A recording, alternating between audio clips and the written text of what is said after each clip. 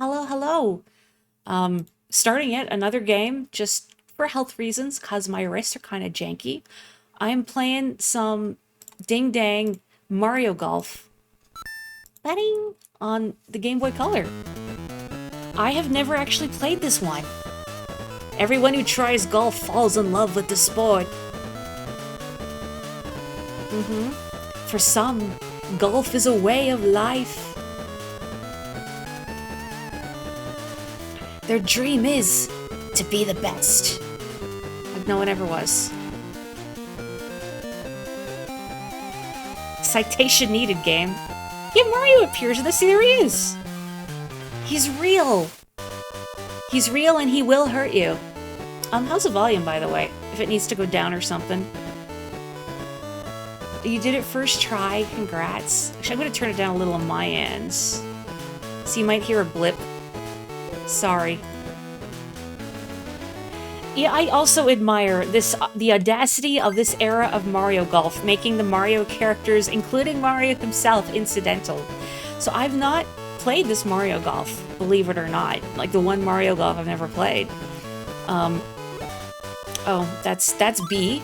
Hang on. There we go, A. Oh, see, we could be Mario and Luigi. We're fine. They look at you. I don't know if I like them in those hats, though. Like, something just looks off about them. I guess I'll make a new character. Hello, Todd. Goodbye, Todd. Oh. Start by creating a new character. Okay. First, select a player. This feels like Pokemon. Onna no hito. Next, choose a character. So I could be tiny with pigtails or tall with no pigtails. I got a haircut today, so it's kind of close to this. I'm gonna go with this. And I'm right-handed. So does this game or the N64 game come first, you know? I feel like the N64 game came out first. I don't think it was a concurrent release, but this does link up to the N64 game. I guess this is okay. What is my name? So if you saw my Advanced Tour stream, you might remember Azalea as being a defined character there. She looks a lot like Daisy, maybe like a cousin or something. And the other selectable playable character was Sherry, although she's taller. She's taller in Advanced Tour because that takes place some years after this one. The beta for me is correct. I await the day you reach the top. Thanks for the confidence, Todd. Marion Club Director's Office. We remember the Marion Club, right? Wow, it even has the same layout. Hello, Maury. It's your first day as our student. Follow our advice and you'll be a great golfer. Wow, that is a really, like, deep rumble for his dialogue noise. Now, Maury, let me introduce the club staff. I'm the pro here at Marion Club. Nice to meet you. The Golf Master Mario is the idol of all golfers. I know what it's like to want to be like Mario. If you become a pro, you may get to meet Mario. I'm the Caddy Master here at Marion Club. I'm responsible for the course that can answer questions. Yeah, I don't like the drop shadow on the text. It makes it hard to read, doesn't it? Look after Maury, okay? Don't lose me behind the bleachers, okay? Use Marion Club's facilities to improve your game. Select Clubhouse to come here anytime. See you on the green. Well, that's a lot faster than Advanced Tour. Tournament, let's start from the clubhouse. Just look around. And Daisy's cousins Azalea, Poppy, Dandelion, Tulip, Chrysanthemum. I want them to bring Plum back. This course has many bunkers and water hazards. Avoiding them can be tough. Man, that drop shadow is ugh. If you dunk your ball, it's a one-stroke penalty. Bunkers are sand traps. Escaping from them is tough. Is there a way I can disable that drop shadow? I can make the message go fast, though. Okay, that's good. Stars? Oh, I see. I guess it's like the lessons in Advanced Tour. Club members sign in at this counter and go to the caddy master's office to get a start time. This is the visitor's counter. Non-members sign in here. The caddy master then gives them a start time.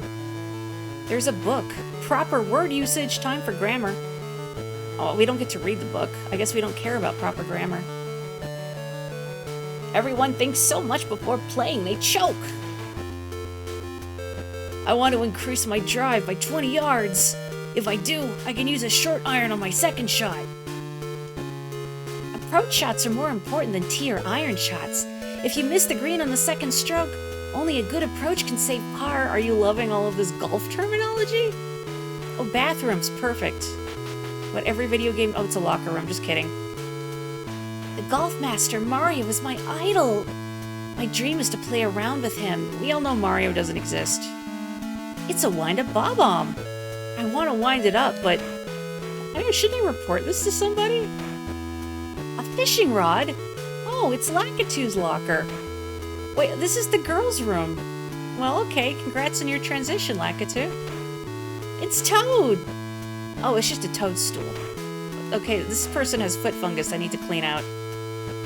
3 putts ain't par. Or so they say. Who is they? It's empty. Aww. It's Toad!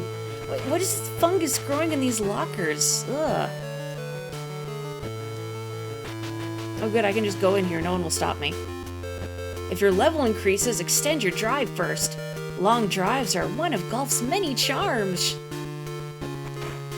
Empty. It's Donkey Kong. It's just a wooden gorilla. I mean, I don't know, maybe someone cursed DK and now he's a wooden gorilla. Because I'm not playing Donkey Kong Country 3, that's where he went, you know.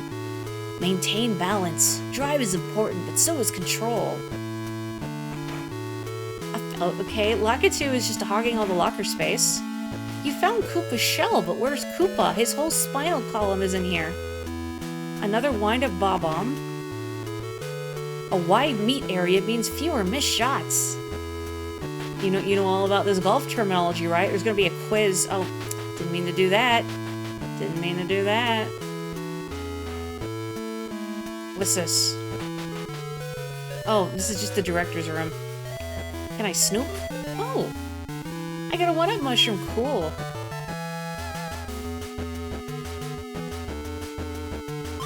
Alright, I guess... Yeah, I'll up my drive by 2 whole yards. Man, that's really sad.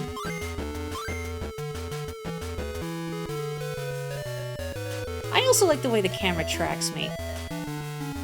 You know, even for the Game Boy Color, looks good. What do you need one-ups for? Can you die in golf? Ooh, let me count the ways. Great things await if you build a reputation as an expert. To do so, you must first face the club champ.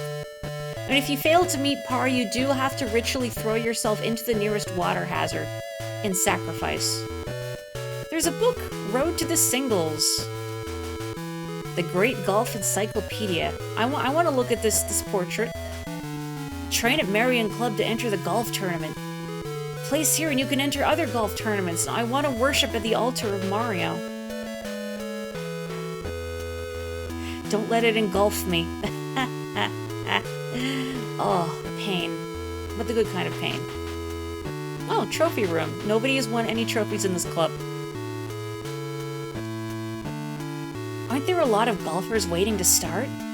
Something about this sprite... Kelly, you're here, you can confirm. This makes me think of Lawrence from Fire Emblem.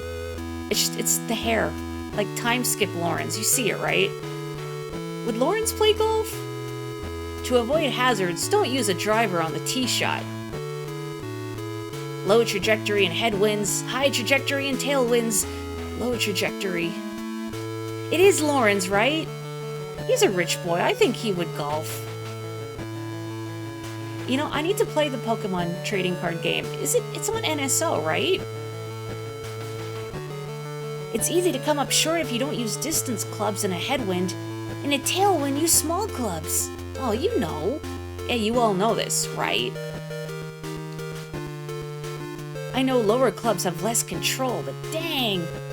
Bunker shots don't necessarily have to make the green. Good approach shots can really help your score. Oh, it is? Okay, well, I gotta play that. I don't actually know how to play the Pokemon trading card game. I'm sure I could figure out. I hope it's not too rules tense. The club champs are here in the lounge today. I want to be a club champ so I can hang there too. If you're going up there, you better know who's who. Are they gonna kick me out? Because I'm a nobody? Those are all the club champs. I'll tell you who's who. The intellectual on the right is Link's champ, Gene Yuss.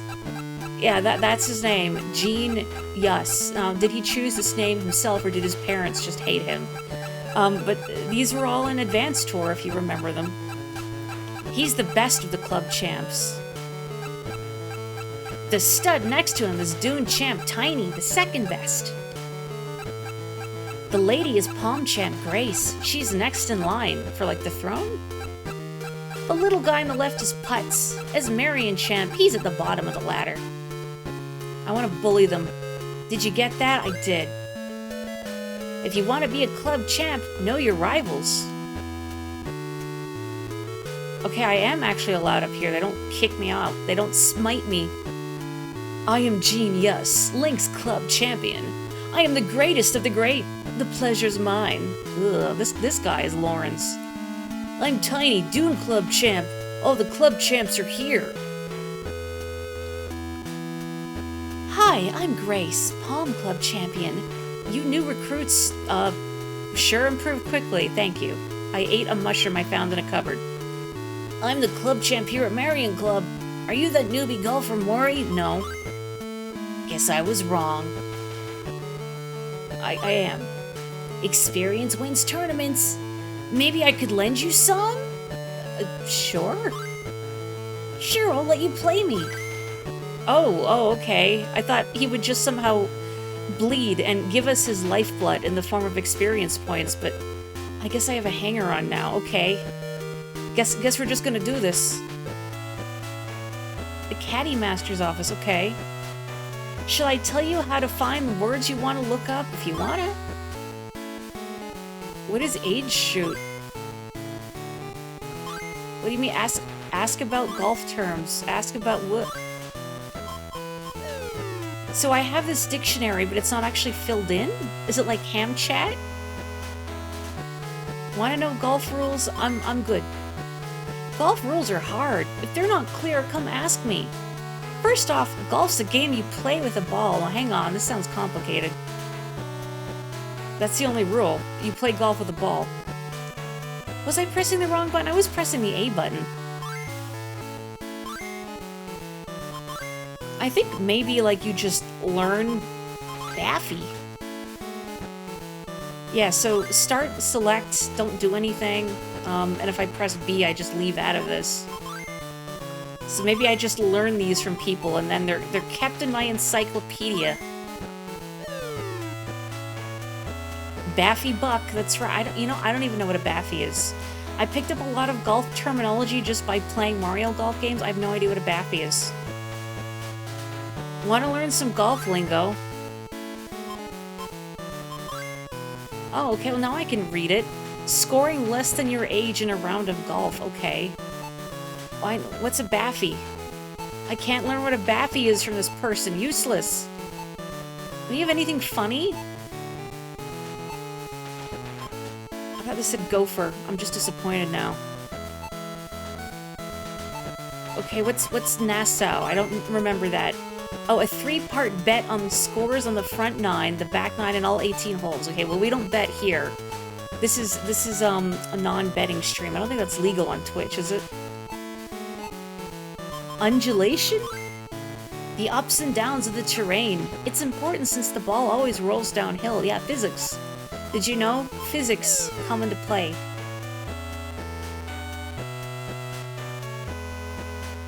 Okay, let's play a match game. Sure. What does betting have to do with the Bahamas? Well, you get caught gambling illegally, you have to flee to the Bahamas. Oh boy. See, I don't even know what the controls are on the GBA version, but I mean, you know, I only have a couple buttons, so...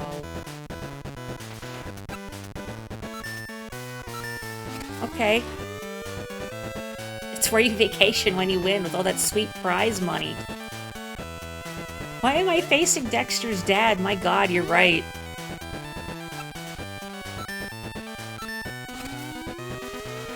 Volume's still good, by the way.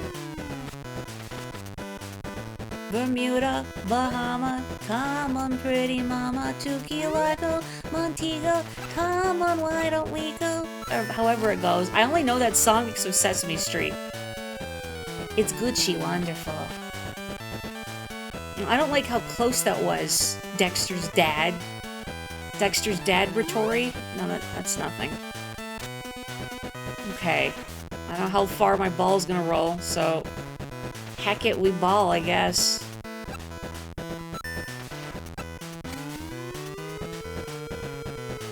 Oh, get on there. Oh, that's not good. Oh man, I don't know how approach shots work in this game. Ooh. Okay, 18 yards. Oh, don't putt. Do not putt. That would be very bad.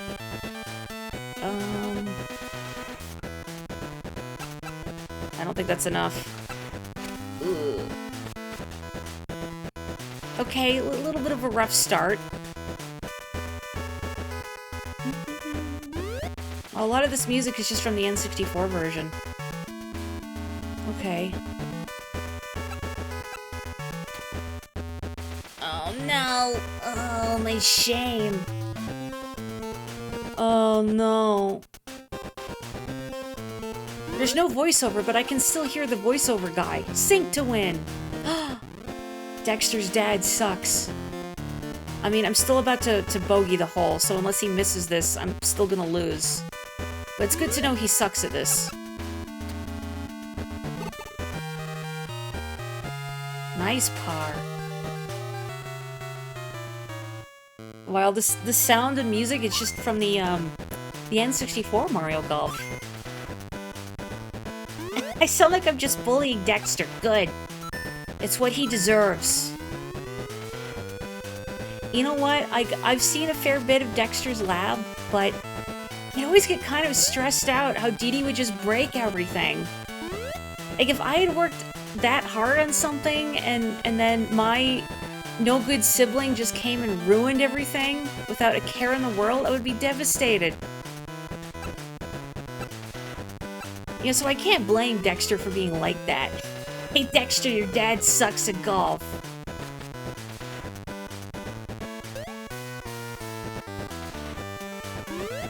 Then again, I'm sure you're not surprised I'm the kind of person who gets stressed out by cartoons. Okay, so I undershot it last time. This might be overshooting it now. Okay, drop. Drop, okay. Hey, green edge. I can putt from there, it's fine. You know, I almost did the N64 Mario Golf, but then I thought, well, hang on, I've never played this one. Ooh, stop, stop. What are you doing? No. Don't get the ball in the hole. That is a very antithesis of the game. Okay, let's see. Ooh.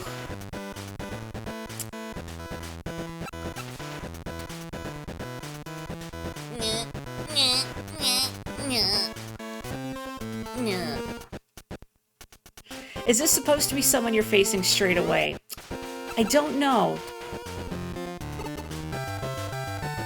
Birdie! Well, and I lost again. That's terrible. Oh, it's windy. Since I've never played this Mario Golf before, I don't really know the intended order of operations. Although in Advanced Tour, you would try and win the club tournament first before going against the what did they call it?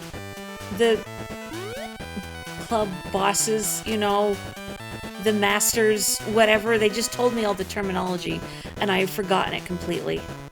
I'm also not sure how high my shot is, and how much the wind is going to affect it. So I'm a little unsure about aiming it here, but we'll see, I guess.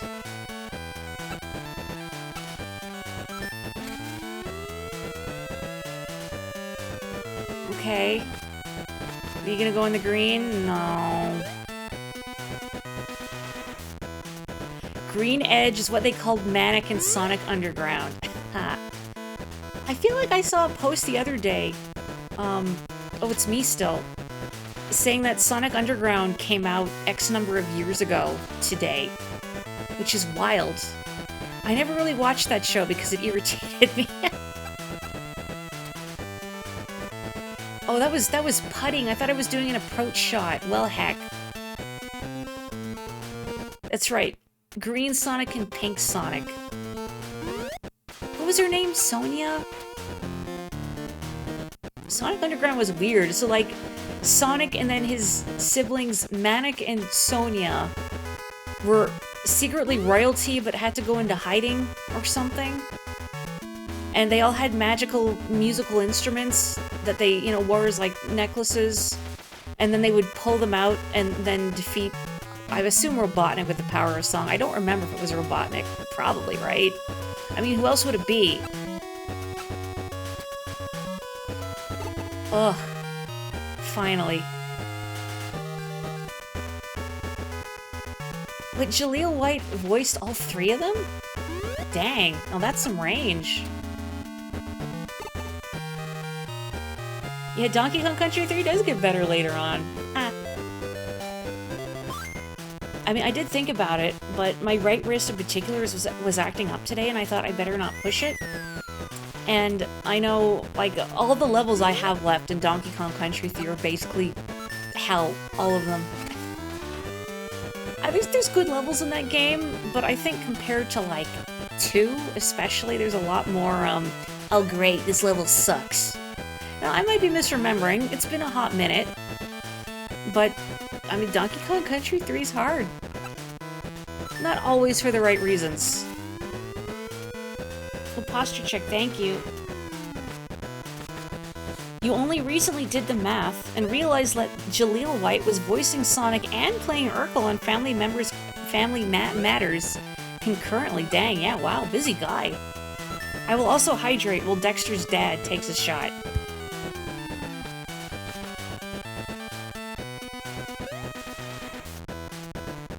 Now, of course, when I say Dexter's dad takes a shot, I mean he hits the ball and presumably does not down like a fifth of whiskey, but I mean, I guess people drink a lot while they play golf, don't they? That doesn't seem like a good time. Like, if you're gonna be walking out in the sun all day, you wouldn't want to be inebriated for it, you just dehydrate yourself. And your golf game would get worse. And then golf is hard as is, so maybe if you're rich and you're playing golf, you don't care if you do poorly. And I guess you don't have to walk, there's a golf cart, but I wouldn't want people drunk driving golf carts either. Ugh. I gotta get a feel for this Mario Golf fast, or I am going to struggle.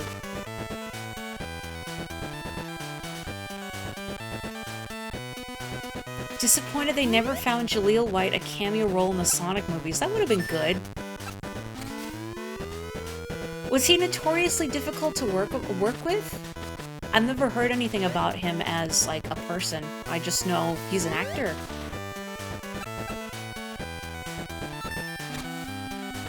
You didn't watch Dexter's dad, so this guy is giving Drew pickles. You know what? Also that. I watched a lot of Rugrats back in the day, but I don't think I could now. It's a very grotesque kind of art style, isn't it? But a lot of Klasky Supo stuff has a very grotesque art style, which didn't do it for me. Heck everything.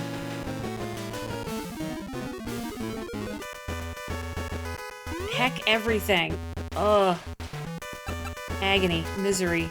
Pain.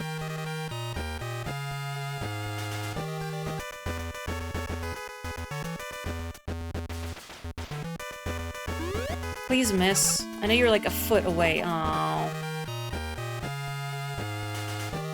Yeah, you know what? He does look more like Drew Pickles.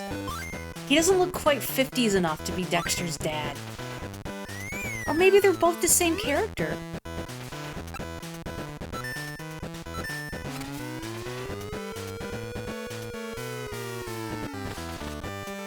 Was Jaleel White the guy who says, "I'm out of here" in Sonic CD?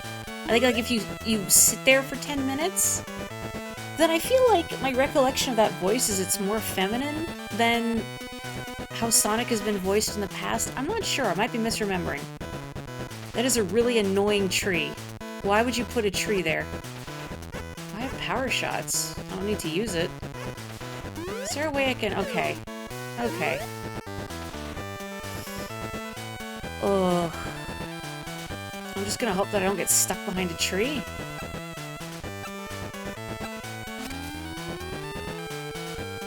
Reminder that the voice actor of Drew Pickles, Michael Bell, voiced Peter Jacob in Eternal Darkness. Really?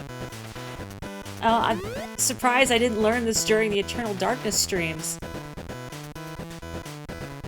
Oh, that person did it before Jaleel White in Sonic CD. I see, I see. Speaking of the Sonic movies, so I still haven't seen either of them, which I need to rectify. Are they on Netflix or something? Hang on, I need to think about this shot, which I'm definitely going to whiff, but you know. Oh, that's that. Am I gonna hit that tree? I don't know. I'm having... Oh, I really don't know if I'm gonna hit that tree. I'm having a moment. And the wind's gonna blow the ball over. Okay, I'm gonna do something maybe unwise. Let's try it.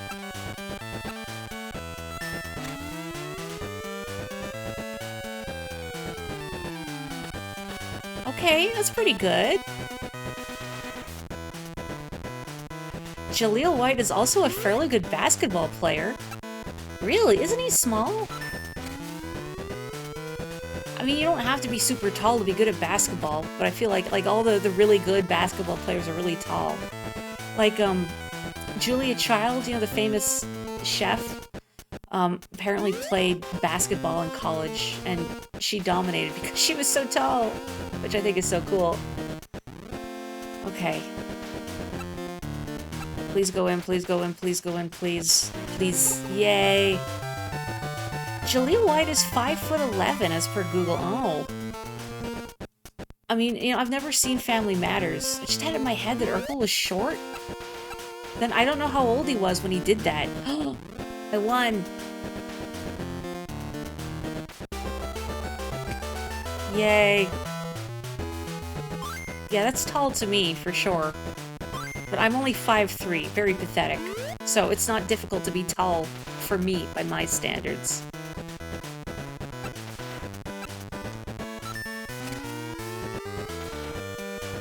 Do those trees even have hitboxes? I don't really want to find out. Maybe Dexter's dad can find out for us.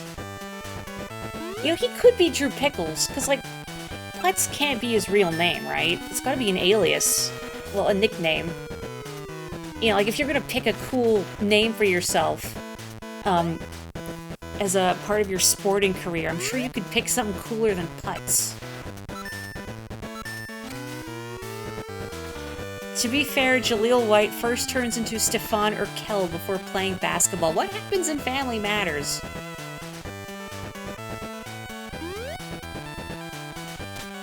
Clearly, as someone who never watches TV, I've missed out on some pop culture lore here.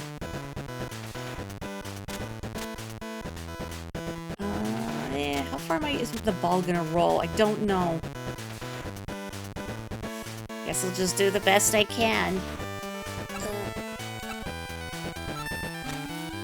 Family Matters goes off the rails later on. Like, in what kind of way? Like a fun way? Semi-rough. Okay, approach shot. It's like just under half that. That is no bueno. No bueno. Anyway, speaking of Sonic, even though I've not seen either of the movies, I did see the trailer for the third one. I feel like I'm gonna have to watch the other two. Because if nothing else gets me excited, it's hearing those, like, 2 bars of Live and Learn. And I hope whatever they do with the Sonic 3 movie, I don't know what the first 2 are like. But, oh heck, I hope they lead into it. You know, they don't try and downplay the inherent absurdity of two hedgehogs fighting some sort of lizard in space or whatever they wind up doing with Live and Learn blaring. Like, I hope they don't tone that down thinking, oh, what if we scare off the normies or whatever? Like, no, you need to go into it. You need to lean into it.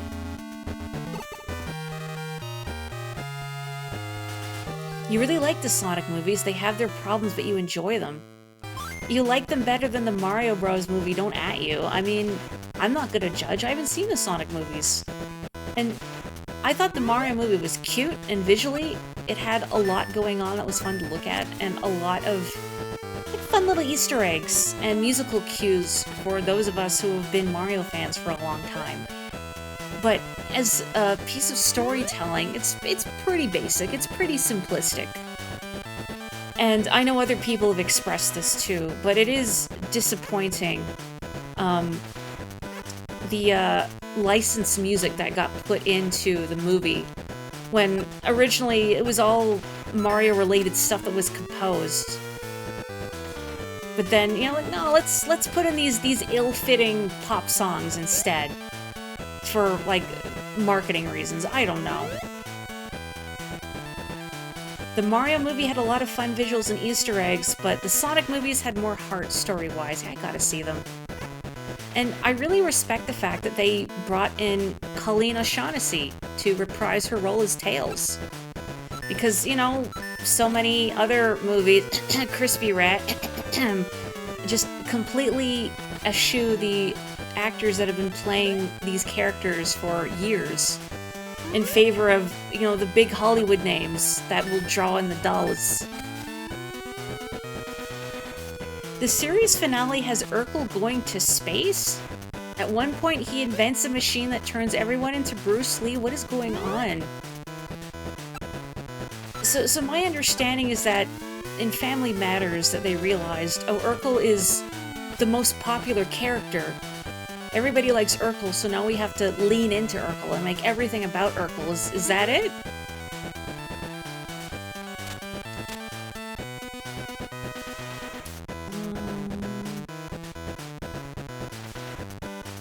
You think it's fine that Charles Martinet didn't do the voice, but why Chris Pratt? Yeah, that's the thing. I guess he was just kind of a weird choice, and that's why it felt more like casting for the name recognition as opposed to ability, or just who's the best fit for the character. Because, like, everybody else, I think, fit their characters pretty well. Like, I think Charlie Day's, like, the neuroticism that he brings to Luigi was a good fit. They feel like alternate universe versions of themselves compared to the games, and I can accept that. But, I don't know, Mario just kind of sounded like Chris Pratt. Which should be fine, I guess, if his voice fit Mario, but it didn't really fit Mario in my eyes. Yay.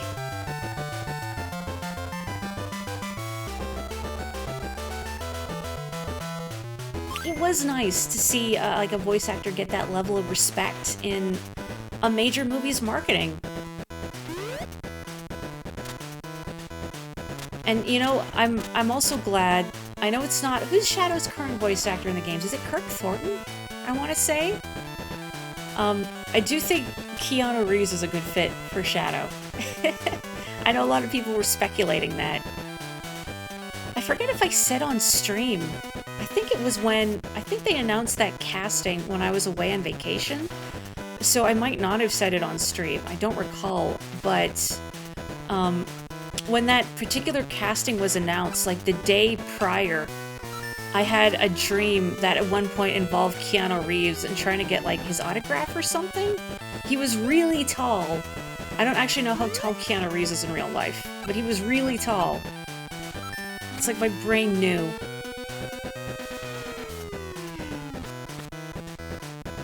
When they first announced the cast, you burst out laughing because every name was basically what you'd list as an obvious joke cast. He's 6'1". Oh wow, okay, Keanu Reeves is actually really tall. Well, I'll be darned. Is this the putter? It is the putter. Okay, I do not want to use the putter. Most emphatically do not want to use the putter. This is a weird hill. Like, I can't really tell how high up this slope is. I guess I'll just gun it, hope for the best.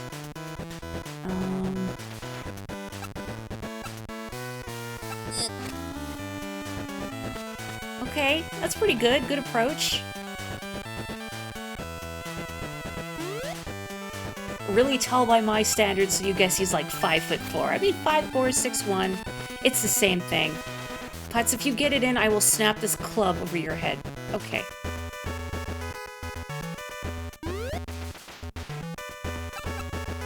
Get in there. Get in there.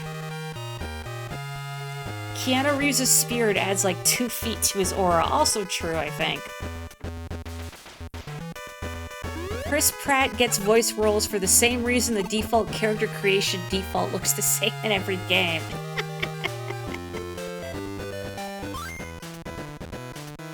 So like, just like, you know, the brown-haired average white man of the Hollywood world. The Hollywood gestalt. Here is fine, I guess. This is a nice wide plane, sure. Nice shot.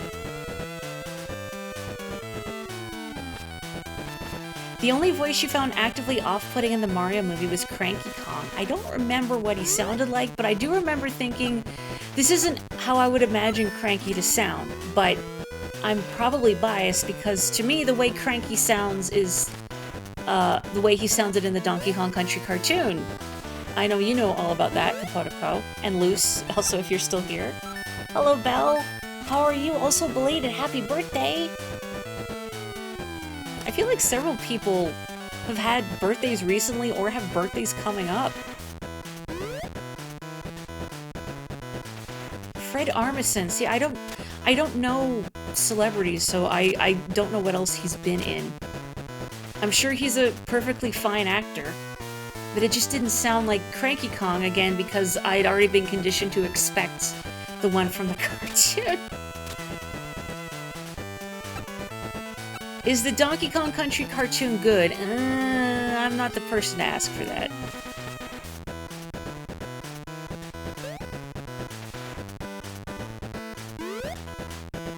You have not seen the Mario movie, but you have watched the YouTube video of that girl who sings Chappelle Roan songs as Toad?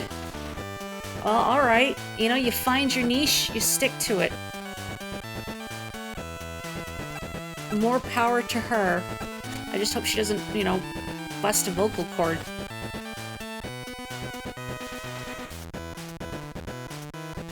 You don't know if that's fair. He got popular because he was the lead of a big Marvel movie and the Jurassic World movies, and since he's a big name, he's automatically cast as a VA. Yeah, that's reasonable too. And I don't know what goes into the decision-making process. You know, if they specifically sought out Chris Pratt. You know, if he auditioned with a bunch of other dudes and they decided this is the best Mario. I'm a little curious now, thinking about how do they choose the voice actors for these projects? Do they audition, or do they just call people's agents and say, hey, we think you would be a good fit. Oh look, Mario's in his own game. Fred Armisen shouldn't be Cranky Kong. Fred Armisen should be Funky Kong when he's old. The cartoon is a good thirst watch for bluster, while your own mileage may vary on that. I know, who's that guy in the red hat? Never seen him before. Okay, this is fine. Said seconds before disaster. Uh-oh. Oh, yeah. Ooh, what have I done? Okay, the wind is carrying my shots a lot more than I thought it would. And I added a top spin to that, too.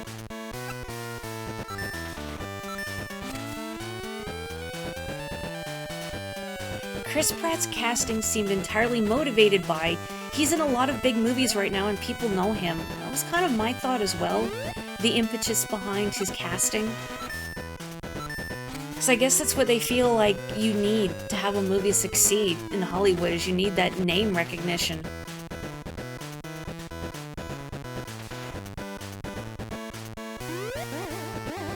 Oh there's a tree in front of me. Oh, boy. Ooh. Ooh. Yep. Is this as far as I can go without hitting a tree? Oh, man. Okay, well, this is gonna get really ugly, but...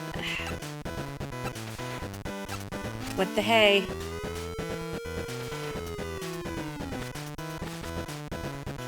If they're just going for star power, should have just had Morgan Freeman be cranky. No, that's an odd image. Imagining that voice coming out of Cranky Kong. It's like he's all wrinkled on the outside, but he's smooth on the inside. Oh, don't putt. I don't want to putt. That's bad.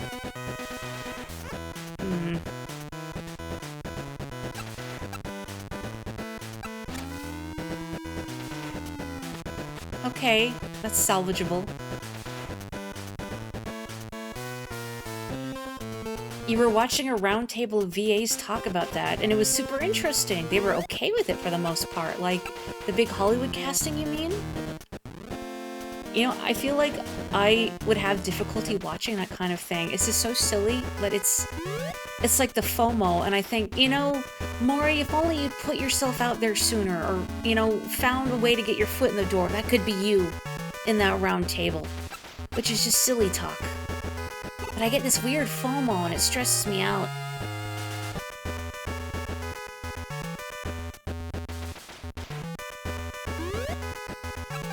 You're now imagining a Shawshank Redemption-esque narration of the TKC games. If somebody was rich enough, they could make it happen, I bet. Yeah, you know, do like a Donkey Kong Country Let's Play, but narrated by Morgan Freeman. It was ProZD, Richard Horvitz, and Sarah Natacheni? I'm not familiar with her name. Although maybe if you pointed out something she was in, I might recognize it. I don't know names too well, but that's always been a problem of mine. Wait. Oh, she's Ash after Veronica Taylor stopped. Oh! Dang. Wow. Man, that'd be really cool to be a lead in a Pokemon anime. No kidding, what a round table, gosh. I gotta know, does Richard Horvitz's natural voice, like, can you tell it's Zim? Like, can you hear the Zim in him? I got that Zim in me. I got that Irkin in me. Immediately, oh. I love hearing voice actors when they're really well known for particular roles and hearing what their natural voice sounds like, especially if they're known for having a really wide range. Like any of the cast members on The Simpsons, for instance. Well, not all of them. Like, how do you say her name? Yardley Smith? The person who voices Lisa. That's basically her natural voice, but other characters, like Dan Castellaneta, have huge ranges, so you don't always know it's them. You watched him make a cameo in a dating show, and he sounds almost exactly like you usually hear him in cartoons. That's so wild. I guess, you know, it's a good thing he went into voice acting, because he's got the perfect voice for it. I can't imagine anyone else as Zim. Just that unhinged manic energy was perfect. Gosh darn it, that was not perfect. I'm struggling. Gee, Maury, I thought you were good at Mario Golf. Yeah, I've never played this one before. Weh. Oh man, I don't even know. I mean, I can read the green, but I don't have a lot to work with here. Just that little white line. It's not really giving me enough information, you know. Alright.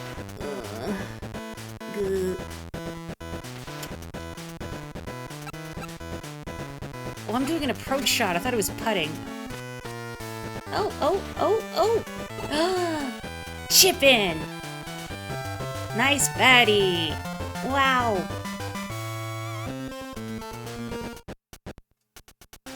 Please miss, please miss, please, please, please, please, please. Do it for me, as a favor. Yes. Yes! Okay, I'm coming back, baby, I'm learning. Frank Welker's normal voice is apparently pretty close to Fred from Scooby-Doo. Huh. Oh, posture chicken hydrate, thank you. I will do that. Real important since I hacked up my back so bad earlier in the week. Oog. I'm really glad I'm starting physio next week. Ooh. Oh yeah, so I wanted to confirm that I am starting Japanese classes, like a JLPT prep course next week. I passed the placement exam. It was scary. But I did that, and my classes are starting on Tuesdays, so I will have to temporarily bump my streams to Wednesdays until about the middle of November. I think just after my birthday is when the classes end. Oh boy. Oh, that's too far. This isn't far enough. You know what? Yeah, 3 iron. So I hope you will forgive me for having my streams be on a slightly different day for a little while. That was very sad. But yeah, I'm gonna do my best to learn. It's a little harrowing because a lot of my Japanese education has been completely self-taught, and it's very piecemeal and all over the place. I've only ever taken one formal class, and it was quite a long time ago. So, I worry that, oh, what if other students in the class have a more consistent background? Sorry, I'm having a really hard time reading this, what I'm looking at. A more consistent backdrop, I guess, for what they're working with than me. I'm sure I'll learn. I'm a clever britches. Oh ho! Chip in! Outraged, I'm trying to improve myself. At least I'm better than this guy.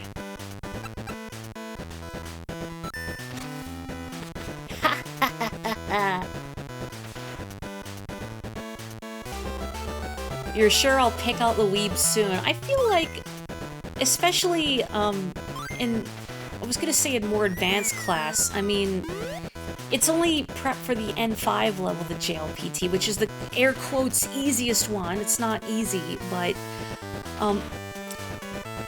I find, like, even the placement test, like, all the questions were in Japanese, so you had to know enough vocabulary to understand what you were looking at, and how to interpret what you're looking at. And I feel like as things get more difficult, you'll have less weebs. And when I say weebs, I don't mean people that like anime and manga, etc.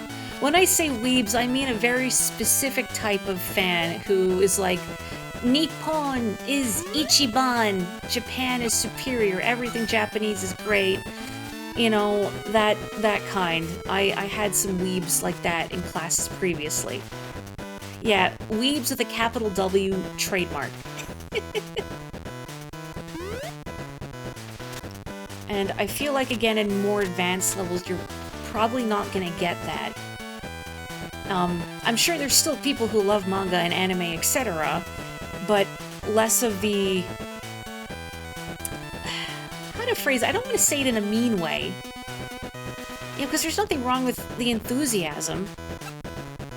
But it's just more like the weebs I had encountered in the past would often derail class with their manga and anime fervor, which made it a little frustrating to learn. And I feel like at more advanced levels you're going to have less of that, because at that point you have to sit back and realize, am I actually interested in learning this language, or am I just really into it because, you know, wow, I love manga and anime and anything from Japan, you know? And I don't want to say that in a mean way, because whatever drives you to learn is a good thing. That was not hard enough. Overzealous. That's a good way of looking at it. Kind of wish you took Japanese so you could have seen that. I mean, I don't know. Do you wish you'd seen that? Because I've seen that. And again, I don't want to be mean about it. I don't think it's, you know, wrong to be enthusiastic about something that you love.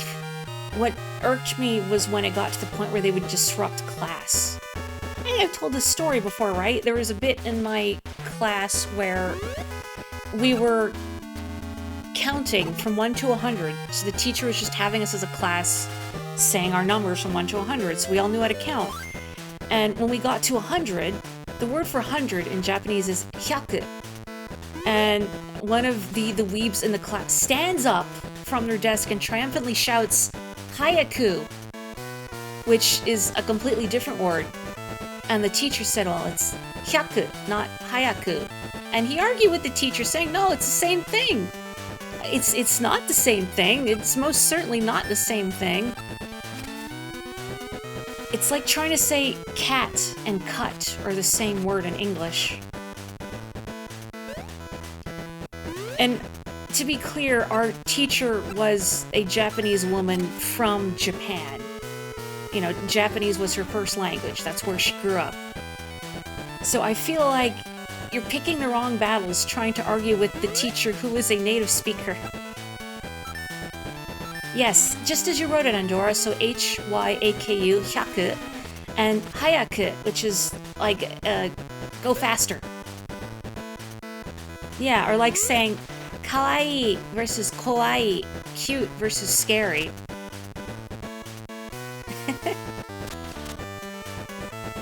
I wouldn't call it cringe. I don't know, cringe culture to me is dead. Or at least, you know, you can't be ashamed of the things you love, that make you happy, that give you joy. I don't think of it as cringe, I think of it more as behaving appropriately in spaces, and recognizing that we only have so much time to learn each class. And gosh darn it all the heck, you gotta be respectful of the teacher's time and everyone else's time. And wasting our precious class time arguing with the teacher, who again is a native speaker, just feels like, please? This is not what I paid for. Gosh darn it.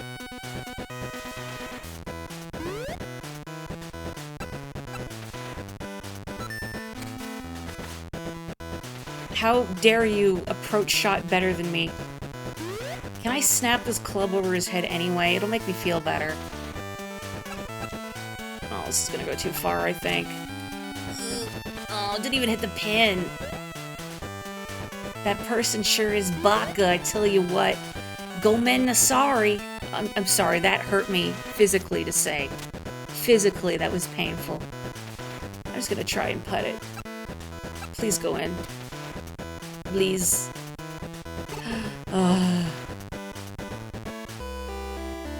Oh, the bullet bills. Yeah, just shoot me. Is the pen even hittable? That's a good question.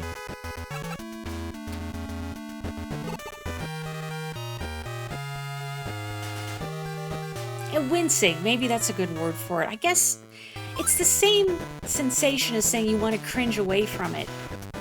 But I feel like saying something is cringe. Oh, that's cringe, bro! It has too many connotations with it. And I see people using it as an excuse to bully others, like, oh, I don't personally like this thing, I'm not a fan of this thing, or I think this thing is embarrassing or whatever, so ergo it's cringe, and you should be ashamed of yourself. Like, nah. If, you know, behaviorally or something doesn't gel with you and it makes you want to wince or cringe away from it, that's a valid reaction. But painting, I think, someone else or something that they like as quote-unquote cringe, it's too mean-spirited for me, you know? You have just received word from my class that I've been removed due to what I just said. What? Gomen nasari? Oh no, I said it again. Well, that cancels it out, so they have to put me back now, right?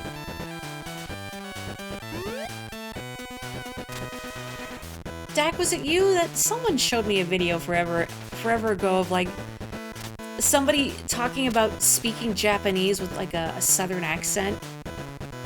And she starts off the video, like, speaking fluent Japanese, but then she cuts into what she feels like she sounds like, talking like that, like, hey, gomen nasari, that kind of thing.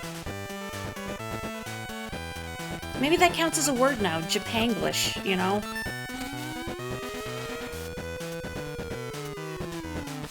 Get in there. Okay, I'm on the green, that's good. Oh, that was you, okay.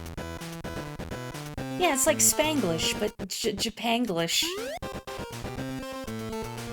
Oh, I don't really know how far this cube is going to push my ball in the other direction, so, oof. Please.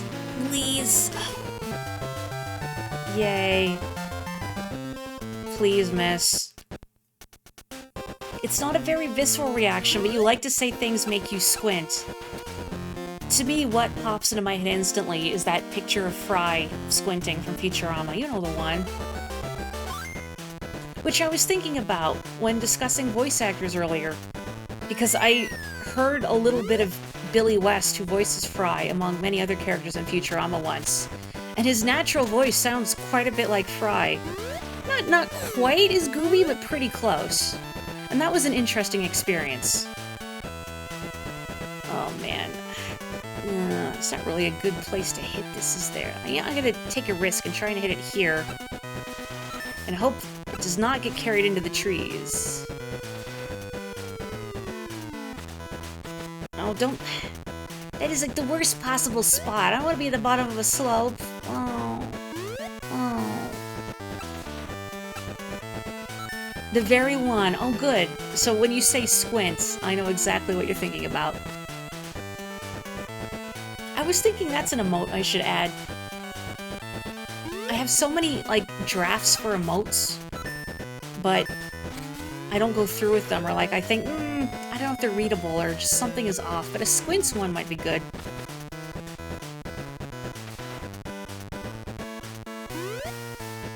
Or I guess if there's emotions that folks have found themselves wanting to express, but do not have the tools with which to do so. Oh boy, this is just a miserable shot, no matter which way you slice it. 17-mile-an-hour winds. All these trees, I'm behind a slope. Am I gonna hit trees doing this? I mean, it's not making the noise that'll say I'm gonna hit trees. I'm gonna trust you, Mario Golf on the Game Boy Color. Don't let me down.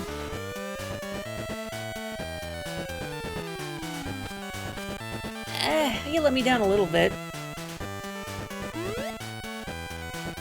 You would get a lot of mileage out of a squint emote, huh? Well, that's a good impetus for me to actually make it. Okay, well, it's really windy, but the ball also isn't gonna go very far, so...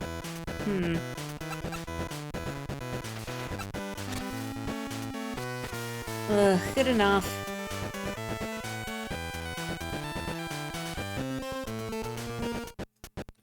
The limited number of emotes one gets isn't fair. Well, you know, if you're a big streamer with lots of subs, you do get a lot more slots. And I know there's extensions people use to also get more emotes too, although I have not investigated them, because I would need to make more emotes.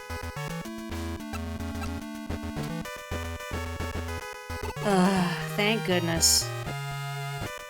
If I can just cling to this streak of mediocrity, I can clutch a win. This conversation reminds you of a time in class where the professor started with, "I've got good news," and this guy shouted out, "Great news, everyone!" And when nobody laughed, he shouted it louder as though you just didn't hear him. Ugh. Maybe it's the goody two-shoes in me speaking, but I always hate it when students are super disruptive like that in class. I mean, I'm sure a lot of people did. But it's like, come on, can we just get this over with, please? Especially if you had the sort of teachers that like to punish everyone if one person acted out.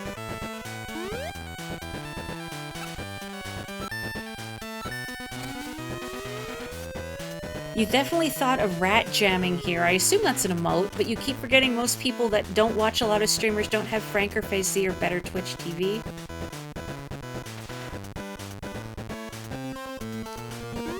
Hang on, I want to read chat, but also I should... Oh, this isn't me. Just kidding.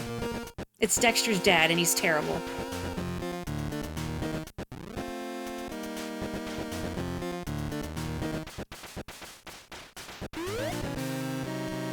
Okay. Get in there. Get in there. Oh, yeah. It's Dexter Pickles. Hang on, I just see this emote. Oh, that one! That's a good ratto. I like that ratto. He's wiggling. Also, I won! How appropriate! Wiggly ratto! Yay! That's pretty good.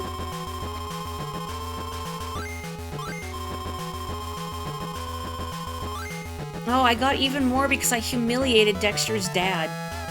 Oorah. That's kind of looks like you when you don't have facial hair. Oh, wait, do you look like Dexter's dad / Drew Pickles?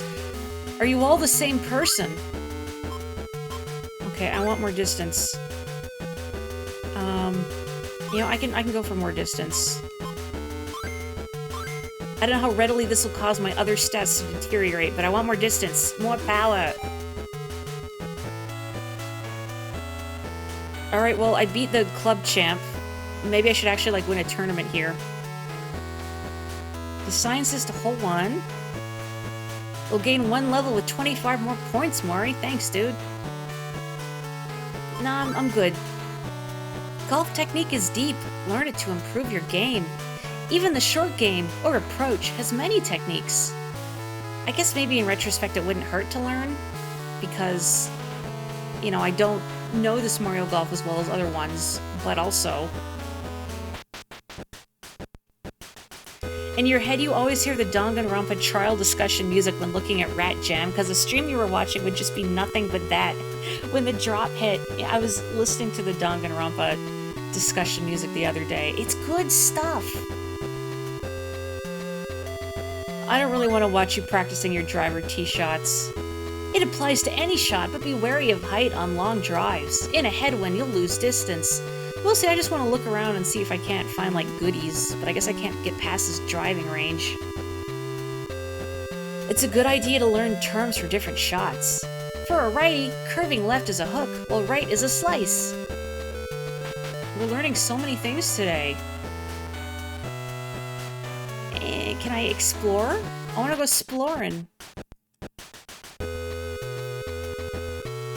You know, this game lets you run around so fast. How come the Pokemon games on the Game Boy did not let you run around this fast? Or, like, with the same freedom of movement. And, you know, I love Pokemon, but, boy, the movement speed in those old games is rough to go back to. The condition of the ball on the ground will affect the approach. Consider lie in the green slope when you hit. It does kind of look funny. I'm just Newman across the golf course. Step, step, step. Tracking sand everywhere. I was running in my approach. Want me to teach you? You know what? Sure, give me a lesson. Running is easier when there are no obstacles within 60 yards of the green. Use a 3-iron to 9-iron to approach the green. When aiming for the pin from a clear spot, use run. First, choose an approach, then a club. Use a 5-iron to carry the ball to the green and roll it in. Are you understanding all of this? You didn't roll it in at all, sir. See, it's simple. Want to try? Okay.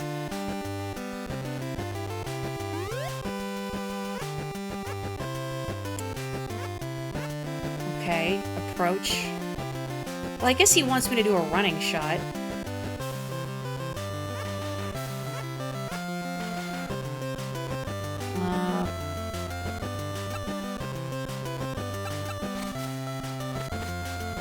How? I was gonna make fun of him when I dunked it, but... You've got the idea. Try putting spin on it, too. Oh, good. I'm glad I got some experience for that. You don't understand any of this. Excellent.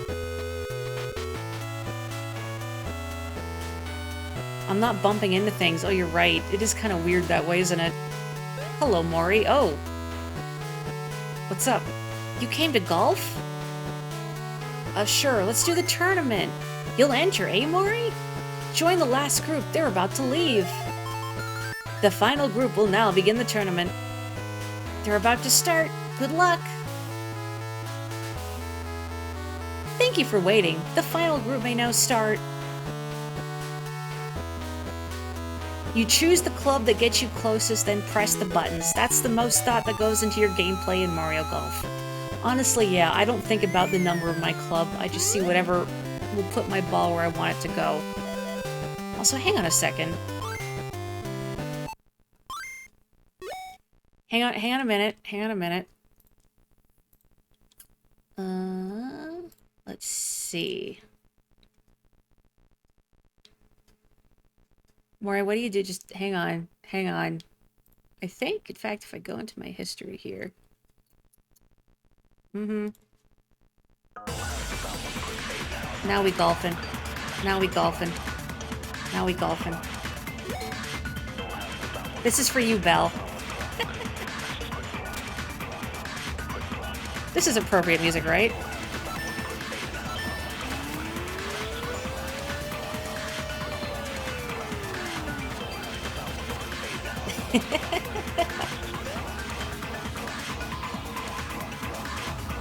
I'm not gonna get DMCA'd for this, right? Yeah, really good sound for 1998 or whenever this was. Like, if they let me mute the sound or the music but not the sound effects. I did this in Toadstool Tour, too. But I did that with more Motoi Sakuraba music, so it fit. This is just silly. Gosh darn it. I'm gonna break.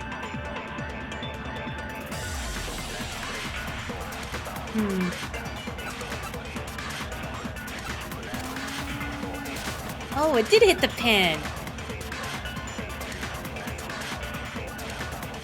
That's true, I have played Dango Roomba music before streams before, and it was not a problem. Also, hello, Jacob. Pin shot reel.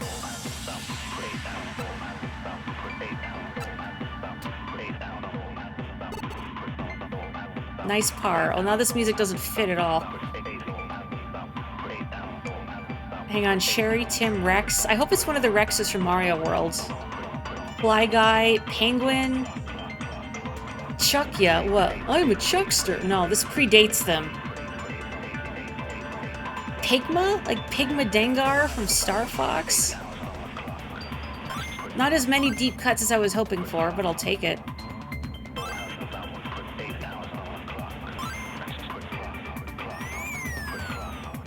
They lit a Chuckya on the course? It's one of those purple things from Mario World, or Mario 64, right?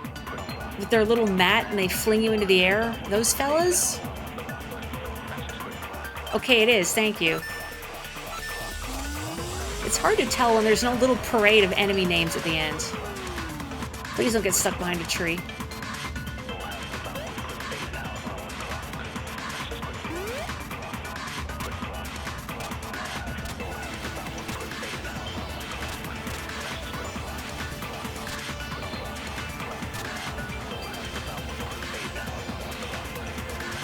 You know what I really need is the heat up music from the trials in Danganronpa. Also, this wind is perplexing me. I'm not confident in this shot.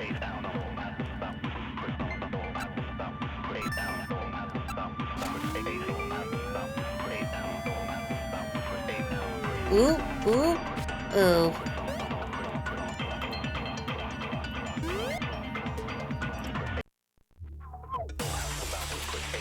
Okay, now we're putting, so we gotta step it up. Oh wait, no, this is still an approach shot, just kidding.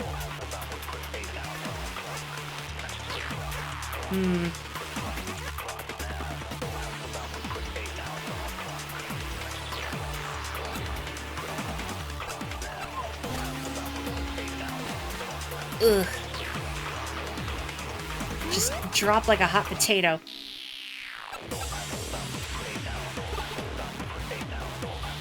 The wind perplexes me, things Mori would also say if I were a sea captain. Isn't that Bees song they used for Dragon's Dogma? You know, the wind perplexes me. Na, na, na, na, na. Anybody know that one? Hang on, I need to... Okay.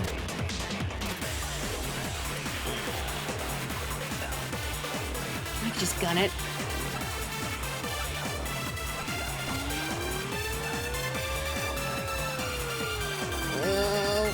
I need more control. I've never played Dragon's Dogma either, I just know the song from it. By the group Bees, but it's spelled like B''Z, If Rue were here, she would know. She's a fan of them.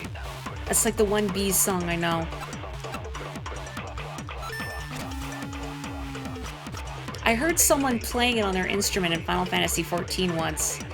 Like if you're a bard and you have the harp, you can just jam out, which I thought was really cool.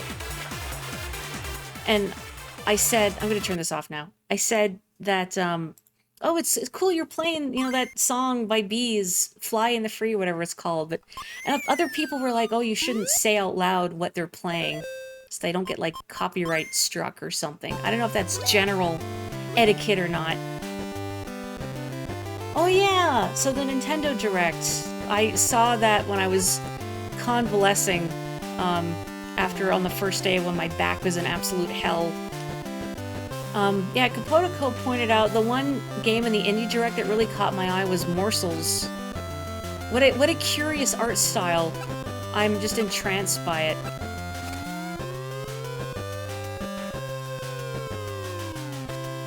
Bees had chart success with hair metal throughout the entire 90s. Forgot they were around for so long. I knew there wasn't going to be any Silk Song. I saw a lot of other people posting, like, the picture of the knight with the sitting on the bench with the clown wig, though. I knew there wasn't going to be Silk Song. I feel bad for Team Cherry, because, you know, people are always hassling them. Where's Silk Song? Where's Silk Song? It's a tiny dev team, and games take a long time. Oh yeah, I was curious about that Castlevania collection. Andorra, have you also tried it out?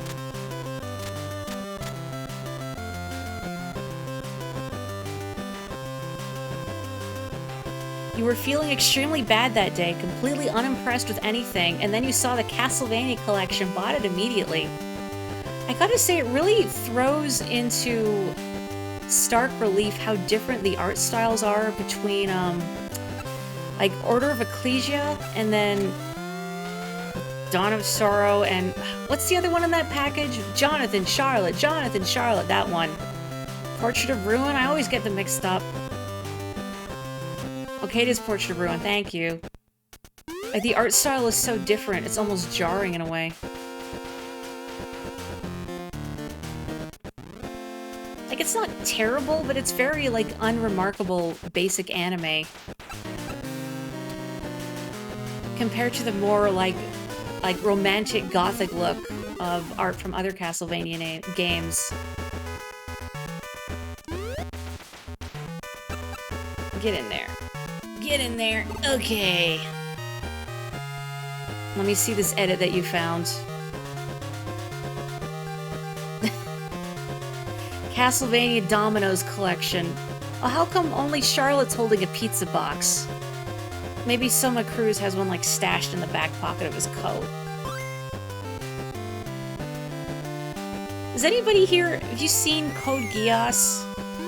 I remember when that anime was first airing, they had some partnership deal with Pizza Hut.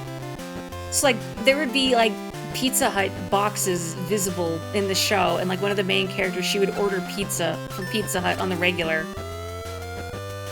But I think in, like, subsequent re-releases, because that brand deal had expired, they had to Photoshop it out for, you know, non-Pizza Hut generic pizza boxes, which isn't as hilarious to me.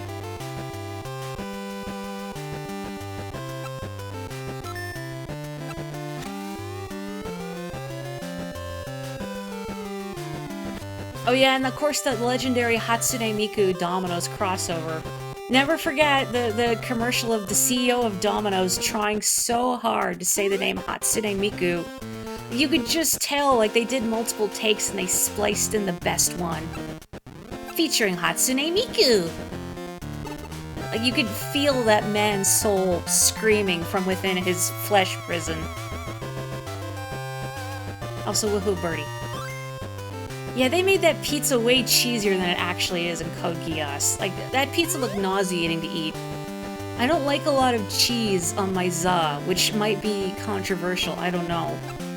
But if there's so much cheese that it becomes chewy, it's repulsive, it makes me gag, I can't do it. Yeah, you can't airbrush out Culture Pizza Hut, it's an integral part of watching Code Geass. I have DVDs of Code Geass. I don't remember if they keep the Pizza Hut branding or not. It's been a long time. They're in my closet somewhere. If I really felt compelled, I could pull them out. But then I'd have to watch Code Geass again. Maybe do it for my boy Suzaku. Nobody likes Suzaku but me.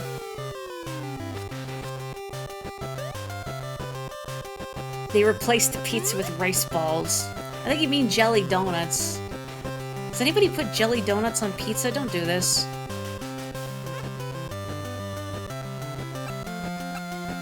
Oh, that's way too hard. Ooh, ooh, ooh.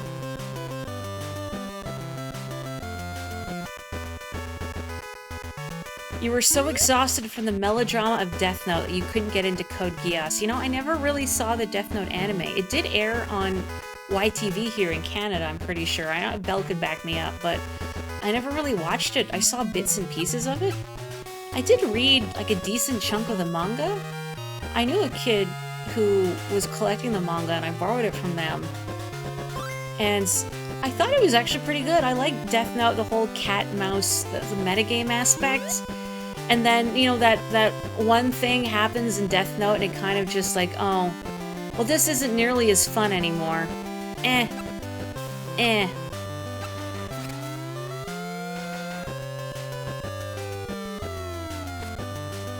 Gosh darn it.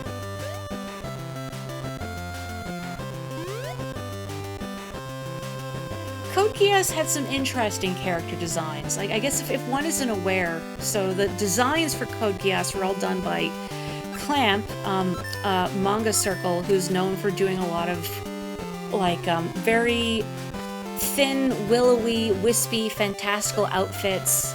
There's different members of Clamp, but they did Cardcaptor Sakura and Holic and Tokyo Babylon, and I think X 1999, and probably a bunch of other things. Magic Knight's Rayearth. I don't really know Clamp's whole catalog that well. You thought Lelouch in the Mask was really rad, like his whole Zero persona? It definitely cut a cool profile, like with all those sharp lines. Oh, Angelic Layers. That's another one I'm not familiar with. I don't really know a lot of Clamp's work. I like Cardcaptor Sakura. I did watch a lot of that when it aired here as Card Captors. I guess they changed the name to Card Captors instead of Cardcaptor Sakura because they wanted to market it to boys too, and I thought, oh, if a girl, if her name is in the title, then boys won't want to watch it or whatever. I don't know for sure if that's the rationale, but I remember reading it as such forever ago. I have no confidence in this pipe. Have confidence! No confidence! That is not enough juice. That is not enough juice!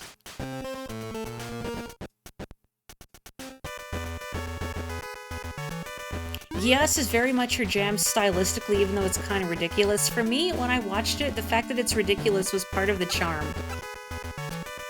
And I think I've said on stream before, but I watched it when it first started airing. I watched fan subs, and I thought, eh, because so many people were into the show, and I wanted to check it out, and I thought, eh, it's not really my thing. There's too many proper nouns. But then I watched the English dub, and then it clicked, and I thought, okay, now it's easier to follow along with how over the top everything is. And it's a good dub.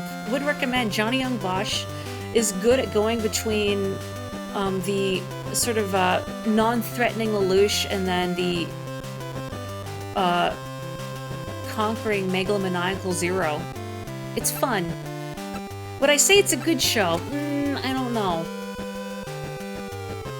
But it's also, my boy Suzaku is the role I associate most prominently with Yuri Lowenthal, so there's that. Oh man, don't putt. Oh, this is just terrible in so many ways. No, don't full power, it's gonna go too far. It's also hard for you to be interested in stuff with mechas. I understand that too. It's not really about the mechas, if that helps. But I can also just see that them not being as fun to look at from, like, a visual perspective. You know, it was a good show with mechas that I will shill, that I haven't gotten anyone to check out yet. But maybe someday. Oh no, I think Kelly did check out an episode, once. Grand Belm.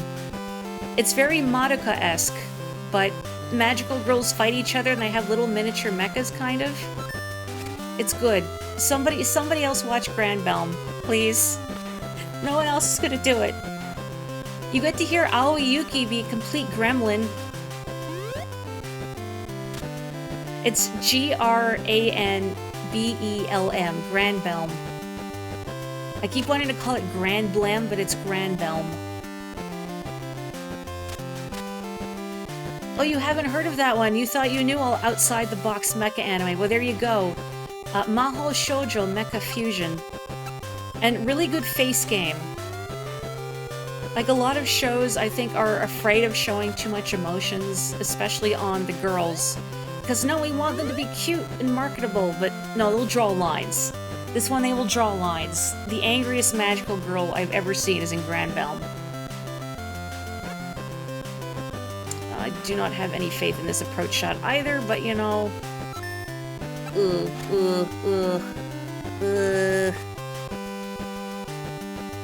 There's no D. I think it's just Grand Belm, not Grand Duh. But yes, that aside, that's how you spell it.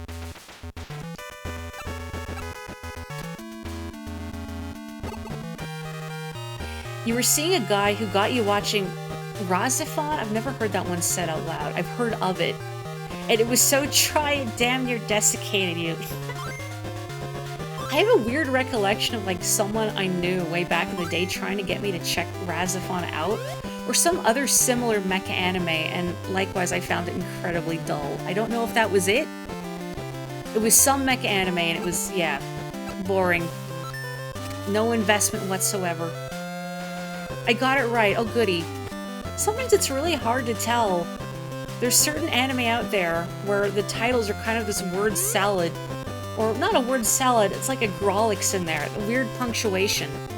Like Rumiko Takahashi's Ranma is getting a remake that's coming out soon.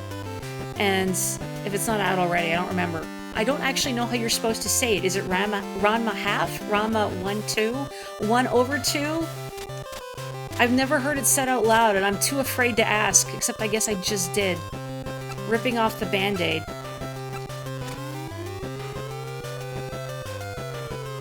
Ranma 0.5.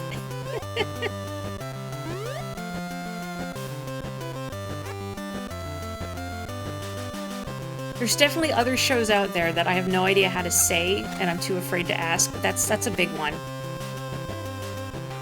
This is the same guy whose house you got bedbugs from this one time. You blame Rasifon. You just blame all your problems on mediocre anime. It's good for the soul. Did you say Grandma? Yeah, Grandma 0.5.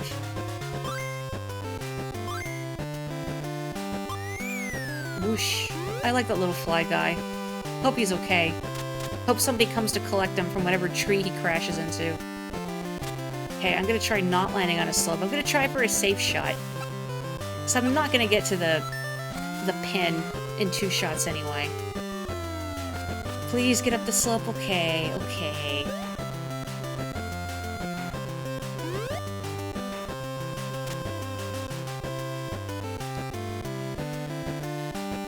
The Cuban boat. I'm not familiar with the Cuban boat called a grandma. Grandma? I do not know very much about boats. I did read Master and Commander some years ago, the first book in the Aubrey Maturin series. And I remember thinking, boy, I need some sort of, like, a glossary or a dictionary for all these nautical terms. Apparently there is, like, a companion book for that series out there that will explain a lot of the nautical terminology. I remember asking my brother on a few of them because he's in the Navy. Like, what is a boatswain? Nobody says boatswain, you say bosun. It's still a thing. Don't ask me to say what it is because I don't really remember off the top of my head. Eh.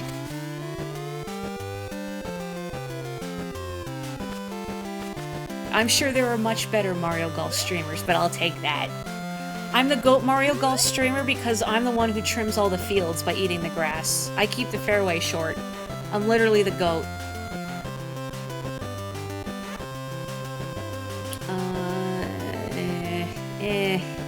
I'm never gonna be confident about any of these shots. When you can't work in a 3D plane with only so much information at your disposal, it becomes so much more intimidating. An environmentally friendly lawnmower, exactly. That's why Mario Golf was the most ethical form of golf, because all the holes are kept trim by a bunch of goats, except there aren't goats in the Mario universe, so they use toads instead. They outsource their labor to toads. They just go around eating grass all day. They're cool with it, they're union. And their meals are free. Oh, this is going to go too far. What have I done? Oh wait, it's not going to go far enough. What have I done? But in a different direction. Okay, okay. Okay. Oh, come on. Yeah, just like other Mario Golfs, where the tournament participants get exponentially worse. Unless you're playing like the starred difficulty, in which case they will get... They're pretty good consistently. But here, no, they're terrible, thank God. Oh, that's... might be too hard. Oh, I felt that in my soul.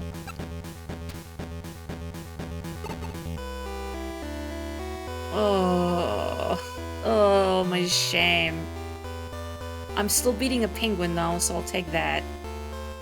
Who the devil is Mike? Wazowski?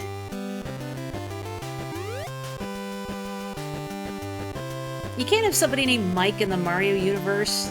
That's too commonplace. Mike Wazowski would be his own ball. I like the way you think. I don't like the way I hit that ball, though.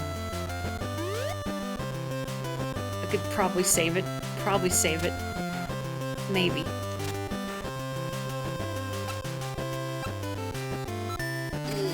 Save it, save it, save it, save it. Okay. Okay, yeah. That's pretty good. I can't believe it! I'm in a golf tournament! I can't channel Billy Crystal's voice, but just imagine. Okay. Is this gonna be enough?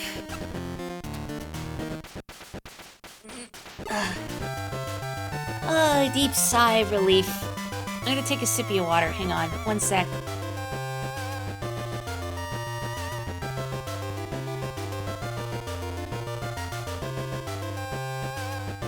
Okay. Oh, Tim and Tom. I wonder if, like, Timmy and Tommy are golfing together. Yeah, it's just a penguin. Maybe it's one of the baby penguins from Mario 64. That's another game I was thinking about the other day, thinking I want to stream it. Because I, also while convalescing, I had Game Center CX on in the background. It's language practice, of course. And, one of the episodes that was on was Mario 64. And I thought, gosh, I gotta stream that. I have not played Mario 64 in a long time. I am curious, have any of you played the version of Mario 64 that's in the Mario All-Stars collection on the Switch? And how does that play? Because I do have that. That would be the most readily available version of Mario 64 at my disposal outside of outright emulation.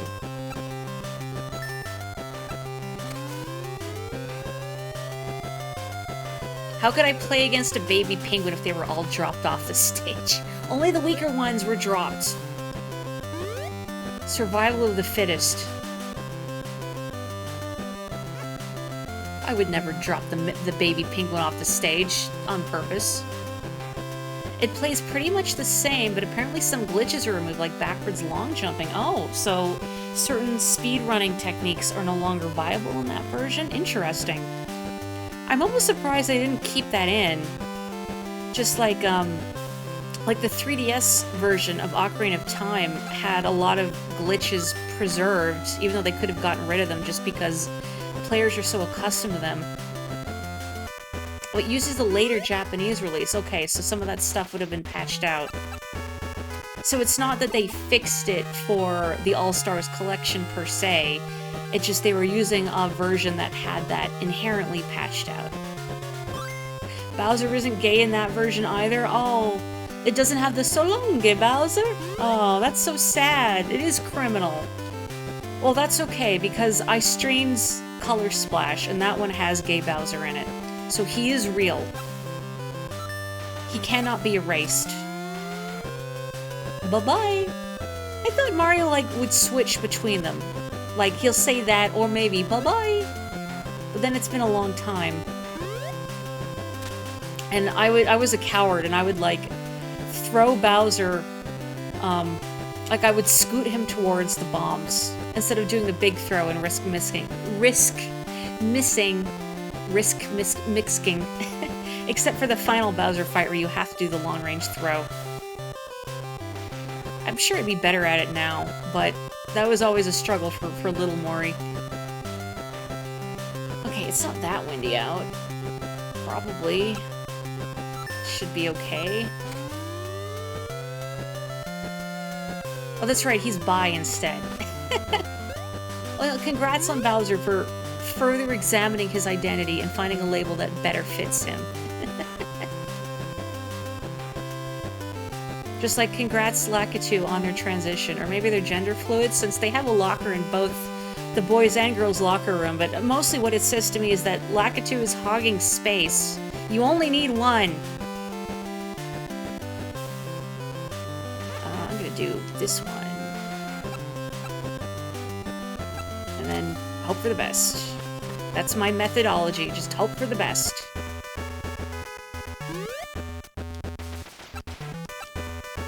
If I can keep getting pars, I should be okay. Because I think the other golfers will just get steadily worse. I am tied with Drew Pickles, but... Lack of two genders! Exactly! Lakitu deserves all the space they need, but what if somebody else wants to display their wooden gorilla statue? And all the lockers are taken up because Lakitu is using two. Maybe one's for all their camera equipment. You hear there's issues with low polygon models being visible at great distances now, so it looks weird at times. So like you can see models that you shouldn't be able to see. Which I just think would be funny more than anything. And it was kind of funny being able to see models like that are clearly like long-range placeholders. Like, gosh, what's the Super Mario Bros. Post about Mario Sunshine, where the Toads, when Peach is kidnapped by Shadow Mario, they're all panicking. But if you get far enough away, that they have happy faces. And normally you're not supposed to be able to see that. Also, man, I almost eagled that. I was almost cool for a minute.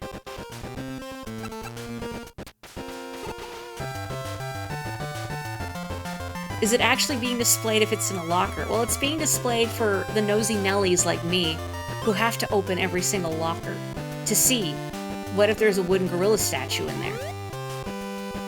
Another clip for the highlight reel ruins. Maybe I'll say something perplexing. Like, why do I have a belly button? Can I say, Kapotoko, one of my favorite things is that not only did you include the "how come I have a belly button" bit, but it also just focuses on me, my model, so you don't even see the Octo there with their exposed belly button, which is why I was wondering, why does this non-mammalian creature have a belly button? So it just looks like me out of nowhere wondering, why do we have belly buttons? We just don't know. Do I want to aim it here? How far is it gonna roll? Ugh. It's gonna go too far. Wait, no? No? Okay, did go far enough. Maybe one day science will explain.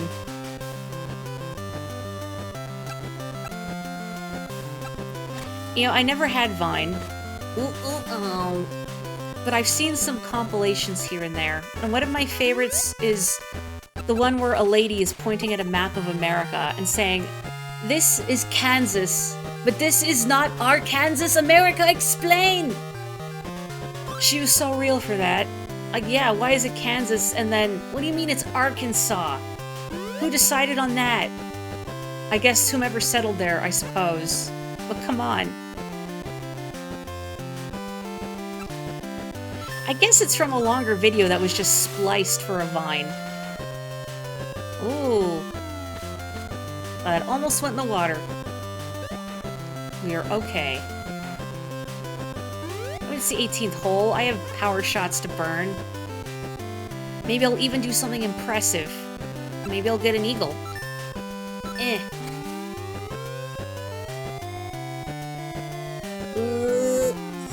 Okay. Miami in one state is pronounced Miami, but in another it's pronounced Miami. That sounds very southern. Sounds like something I'd hear in a Bugs Bunny cartoon.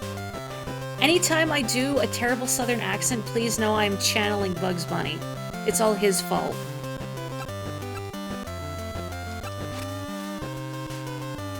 Please go in. No. Remembering that Vine where a guy missed a shot in mini golf and throws himself in the water. That's also an excellent one. My favorite bit about that is how he neatly folds his hands behind his back before making the plunge. Like, it's such a, like, he's just accepted it. And yes, that is exactly what I do when I fail to get par. Please imagine me throwing myself bodily into a water hazard. Hooray! You're a super player! Good job, me. I'm so strong.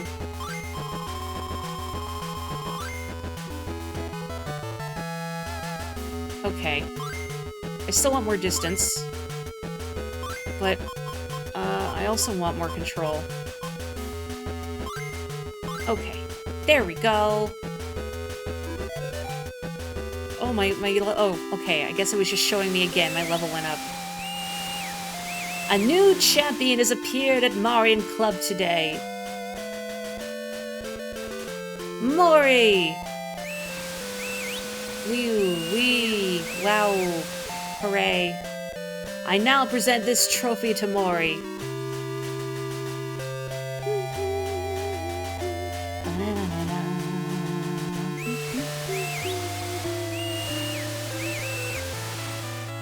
Oh, I don't get like a dramatic close-up? Okay.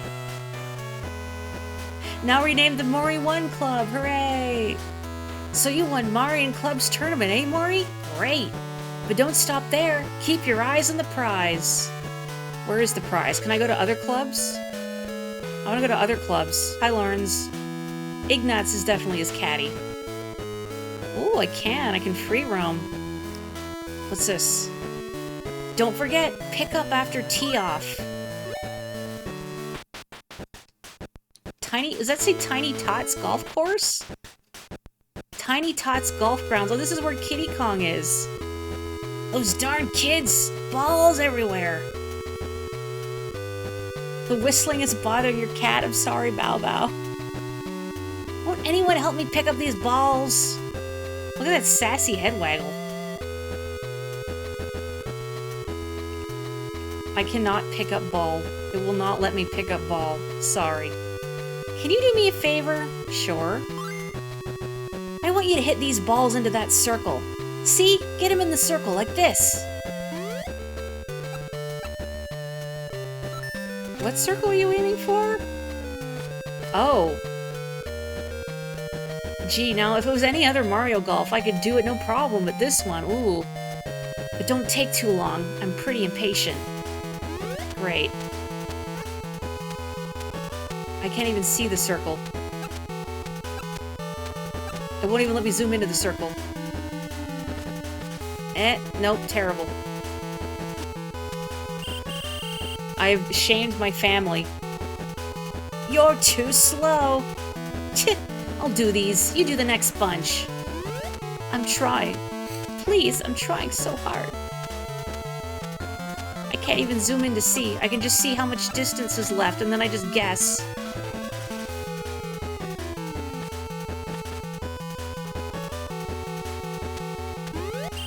Oh, it doesn't even give me a chance to putt. Trying. Dear God. Okay. Oh, it's out. No, wait, let me putt. Let me putt. Give me a second.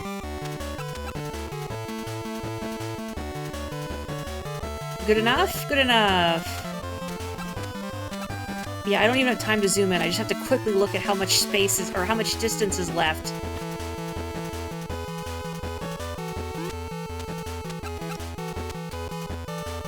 Hooray.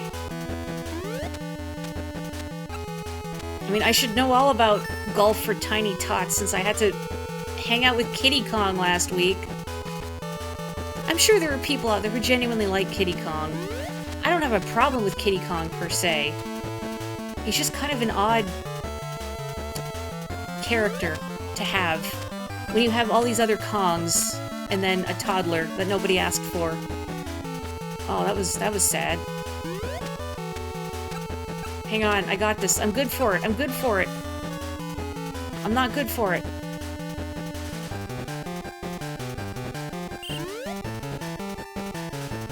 Ugh. Come on, Sonic. Give me a chance.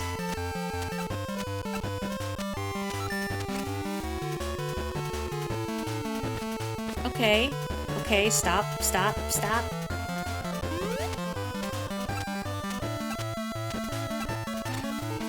Yeah, this is harsh, isn't it? Oh, what? You mean I hit a tree? The 90s were brutal. It was a different time back then. Golf was a lawless game. Ooh!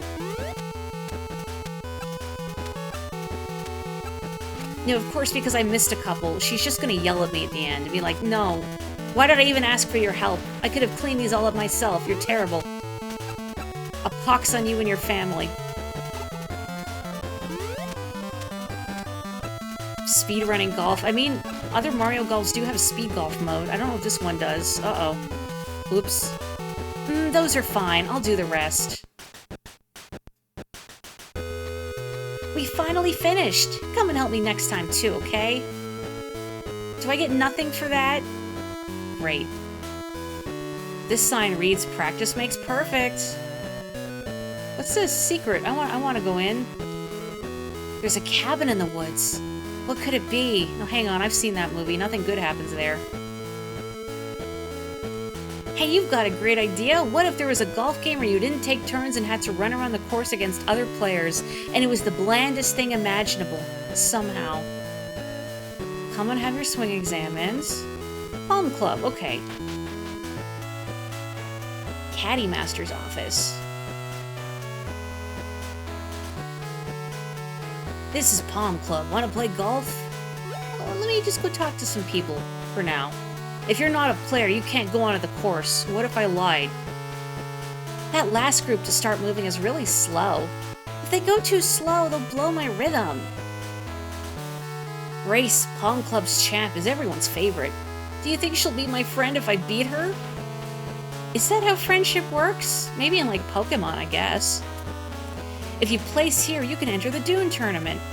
Winning is impossible. I wonder what place I'll get. Putting range. Something about the way this song starts. I feel like it's gonna go into something from Gold and Silver.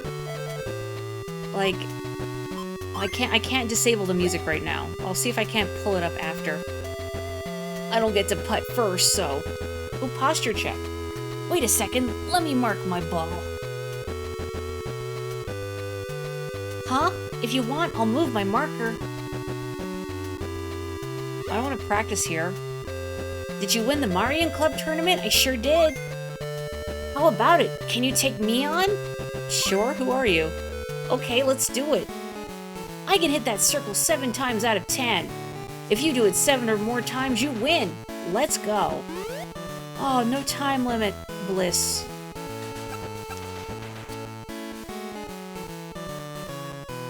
Oh, and I will hydrate too.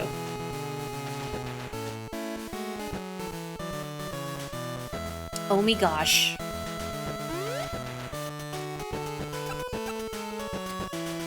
You know, I have thought about streaming Mario Golf Super Rush before. There's even some courses, like the DLC, I never checked out.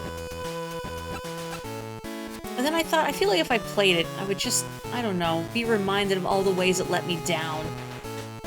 Nobody in Mario Golf Super Rush says, oh my gosh. Uh-oh. Was that hard enough? Ooh, ooh. Good enough? Good enough.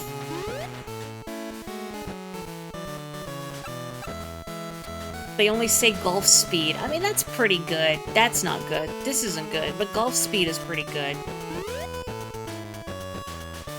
The localization of Super Rush, if nothing else, was charming. It's just the rest of it.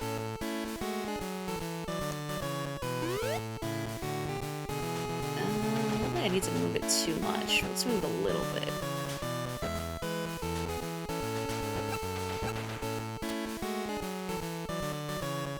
Okay, good.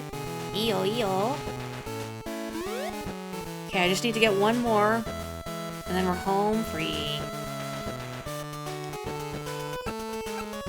Wait. Good enough. Good enough for government work.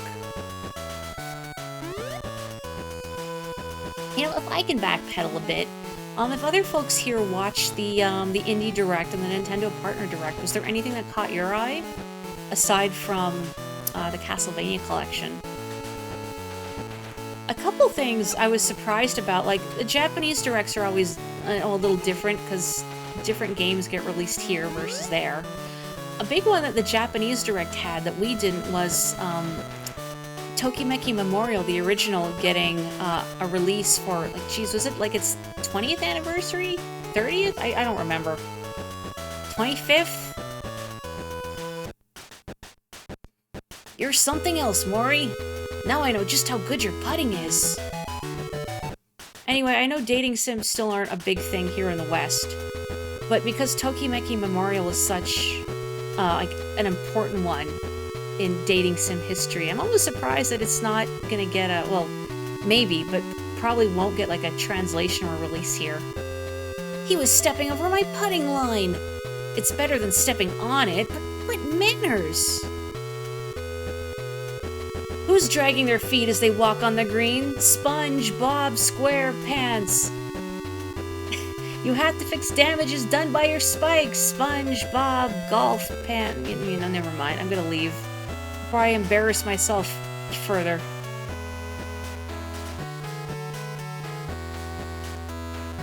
You there, huh? What? Oh, I guess I have to officially register for the tournament. Okay.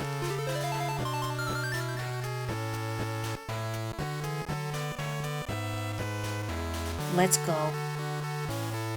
I say that, but people were hooting and hollering for Date Everything shown right after Morsels. I feel like dating sims, and maybe visual novels to a lesser degree, but maybe dating sims generally still have like a stigma in the West, in that you'll still see people only really engaging with them in a kind of a jokey or ironic way. Yes, I am thinking of like the Colonel Sanders dating sim, as opposed to exploring the kind of stories that can be told through that medium. And I hope Date Everything is sincere. And it looks like it, at least they put a lot of effort into the designs. I'm not a dating sim person, but it's nice that stuff like that is getting promo during the directs. It's kind of a shame we can't also get Tokimeki Memorial. Yeah, the Colonel Sanders one was corporate garbage, and I think stuff like that also fuels, you know, the notion that, oh, romantic dating sims are just, you know, silly, goofy, nobody will take them seriously in the West kind of stigma.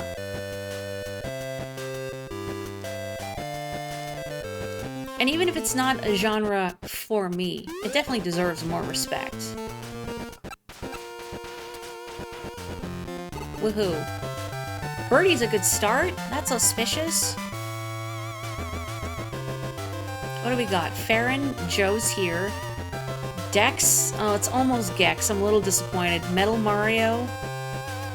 Falco Lombardi.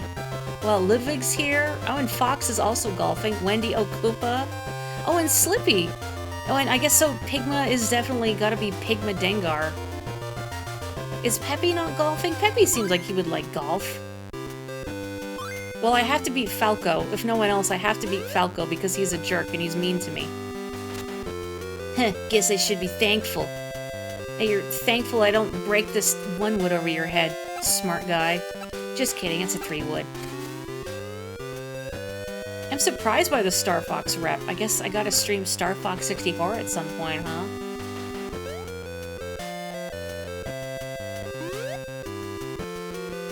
Who is the best member of the Star Fox team? I like Peppy. And you know what? I like Slippy too. I know Slippy gets a bad rap, but I appreciate you, Slippy. I like knowing how close I am to defeating a boss. Ugh, I'm second-guessing my shot. Good enough. Good enough. Wait. Oh no, I pressed the wrong... I pressed B. I pressed B thinking I'm gonna give it some backspin. It doesn't work in this one. Oops. Oops. Well, I guess I just ruined all the good karma I earned from that birdie. Oops. Oh no. The Dominus collection is cool, but it's very strange that the games are all listed in the wrong order, like not chronologically based on when they came out. How are they ordered in the collection? Is there a timeline that the Castlevania series adheres to?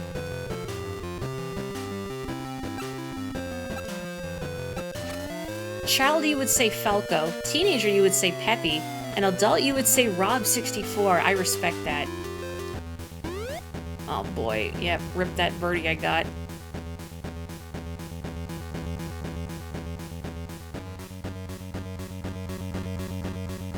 Ugh. Too depressed to putt. Oh, what was that? What was that? Hello, Tenrose. I got a birdie and then immediately destroyed any goodwill I had from the birdie by pressing the wrong button and flubbing a shot completely. And now I'm here, about to get a double bogey, as you do. I shouldn't say that, I haven't sunk it yet. Triple bogey, here we come! Maybe I should just restart the whole tournament. It's only the second hole. Ooh. I might just need to restart the whole tournament. I mean, it was only the second hole, so... Triple bogey with cheese and pickles. Hang on. No, I don't want to give up the hole. I just want to, like, leave. I guess I can't leave. Am I just... Yeah? Okay, there we go. I lived. Okay, put me back in, coach. I'm just going to erase my name from the tournament roster and hope I get another birdie. Also, the music here is cute. It has that charm that you only get from, like, Game Boy style music.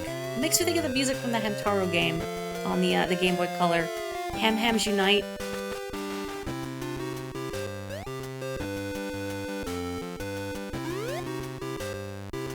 Okay. I mean, I got one birdie. I can do it again. I believe. Wait. Yeah, I'm pretty gentle with my smack talk. I'm too nice. Oh, this does not bode well for Birdie Town. Won't you take me to Birdie Town? No. Par's okay.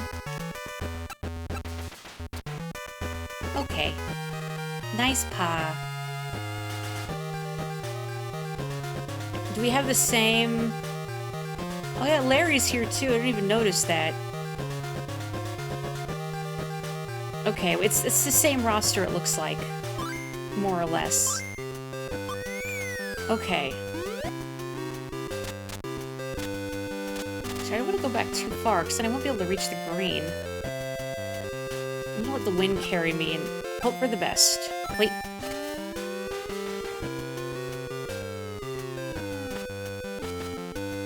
Yeah, okay. As long as there isn't a tree blocking me. Okay, that wind is a little rough, though. We will persevere somehow. Wait.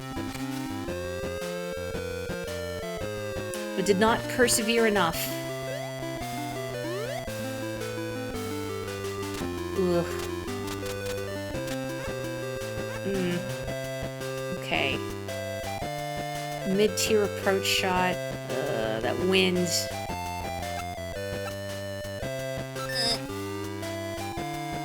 Okay. Okay. I'll take that. As long as I get in. Let me in. Okay. I'll take par. Yeah, I missed the tree. Well, I didn't even hit a tree last time. I just pressed B instead of A to shoot. And you can't press B. It doesn't work. Okay, par 5. Let me see if I can't get on this little slope. Kind of a risky shot, but why not? I am not making it on the slope. Oh, why do I keep doing this to myself? I guess the nice thing is that it seems like there isn't a lot of the Z-axis on these courses.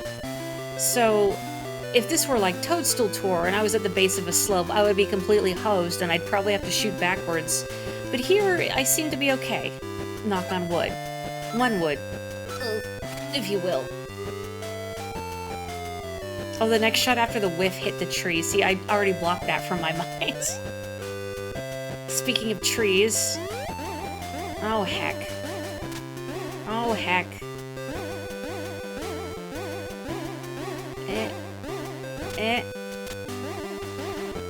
Oh, man. What have I done? Okay. Okay, that's Tree Town.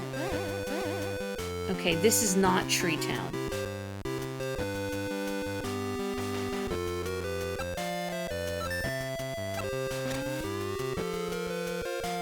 Now we're just in the beach, I think. No? They did do a good job given the limited screen size, yeah. There's nice details in this game, you know, despite the limitations of the hardware. I think it holds up pretty well. It's definitely harder to play than later Mario Golfs that give you more information to work with, but it's a fun game. Even if my golfing prowess is not really... Just kidding! Showing its head. Verdi! Wow. Well, I need to be harder on myself more often. That worked out pretty good.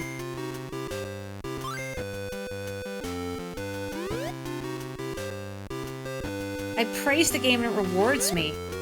You know what also helps is that I'm not held back by a useless doubles partner like I was in Advanced Tour, Neil.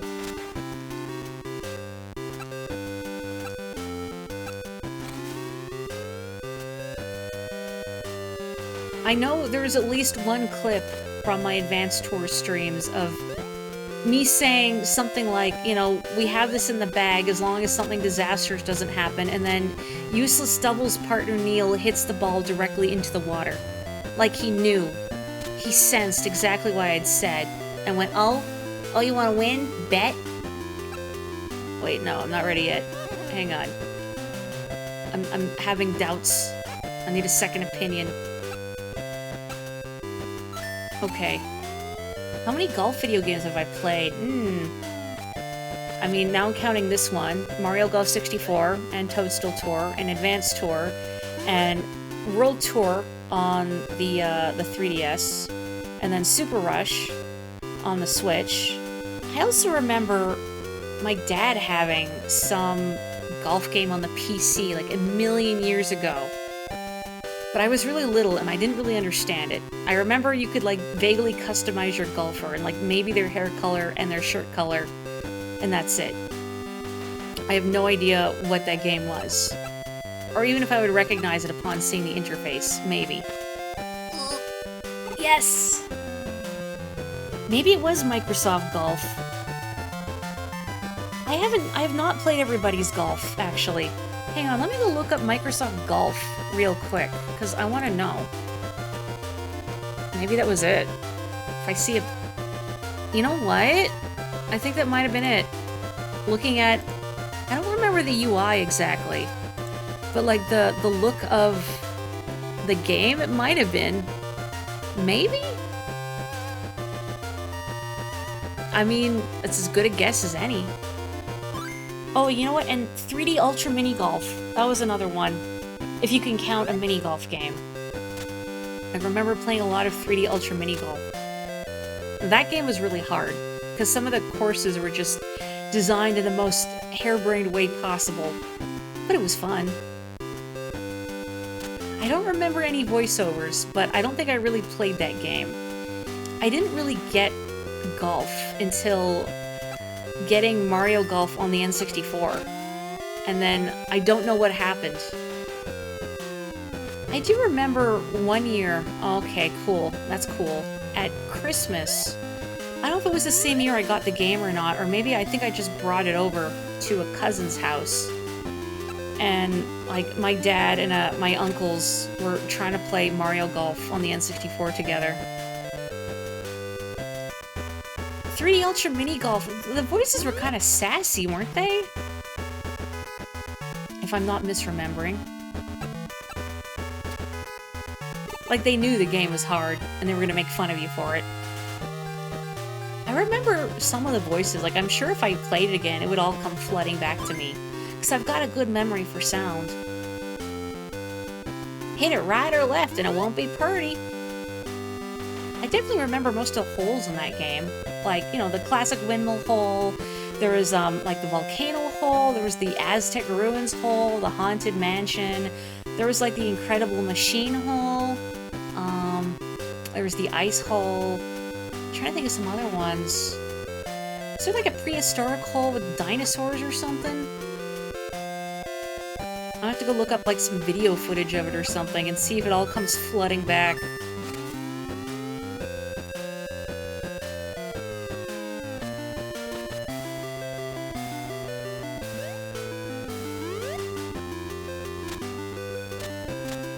You know what I should do one of these days is, like, go trawling on, like, archive.org or something to try and find old PC games I remember playing to see if they trigger some kind of memory. I think that would be fun. You've never once in your life played a golf video game, only IRL mini golf. Well, of course, the only ethical form of golf in real life is mini golf. But, as many of you have noticed, I have a soft spot for Mario Golf and other Mario sports games, but golf especially. I don't know why, because, like, regular sport games and regular golf would probably bore me to tears. But you just slap Mario on that baby and I'm there.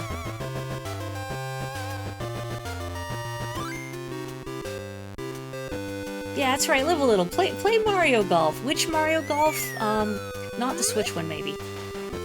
Toadstool Tour is an excellent Mario Golf. Probably the best one, if I had to pick. I liked World Tour on the 3DS as well.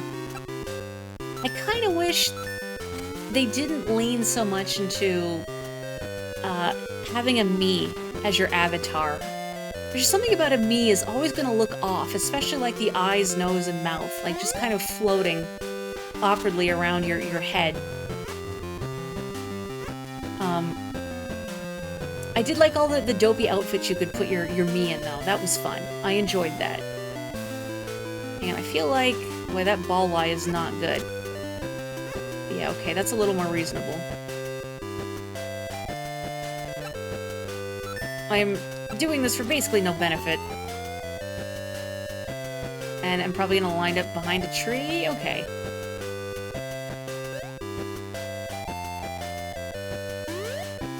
Oh yeah, Toadstool Tour is great. I think it controls the best too, out of all of them. Like, there's the most granularity in your controls without it being overwhelming. So you can play very simple golf if you want to. Like, there's even an auto mode. So all you have to do is press A once to stop the power meter, and it'll automatically hit or stop the rest of the meter on the right side, like where the sweet spot is. Granted, by doing that, you forfeit a degree of control, and you also can't apply top or backspin doing that. But if you just want an uncomplicated golf game, then Toadstool Tour is great for that. And again, there's more granularity available if you want it, which I appreciate, because I like getting all fiddly with my shots. And yeah, the N64 Mario Golf is really hard, especially when you're trying to unlock characters. Because, like this one, you can't even play as Mario from the... Well, I guess in this one you can, but like in N64 Mario Golf, you can't play as Mario from the get-go. He is not available. You have to unlock him. The roster is staffed with like regular humans. I think the only characters, like the Mario characters you have available to you at the start are Peach and maybe Baby Mario, if that? I know you have Peach. Yoshi, I think you have to unlock. Some odd design decisions in that one. Fun game, though. Gosh, maybe I should have streamed Mario Golf 64. Well, hey, if my wrists are ever feeling too janky for a platformer, as much as I really wanted to play more Donkey Kong Country 3, I can't explain where the urge came from. And I was even thinking to myself, I should also stream the original Donkey Kong Country, because I haven't done that. And again, while I was convalescing and listening to Game Center CX, the Donkey Kong Country episode came up. And made me think, gosh, I want to play this game again. Okay, I think I need a stronger putt to get up this slope.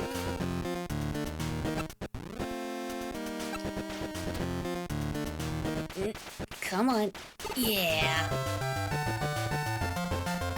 Man, you had to get 4 eagles to beat him. Boy, that's rough. Also, geez, Grace is holding her own pretty well here. Thank you. Of course, it's only the 9th hole, so the other competitors have plenty of time to screw up irrevocably. Of course, that also means I have plenty of time to screw up irrevocably. Don't look a gift Yosh in the mouth, I guess. Okay, cool. Really good at landing at the base of slopes. Okay.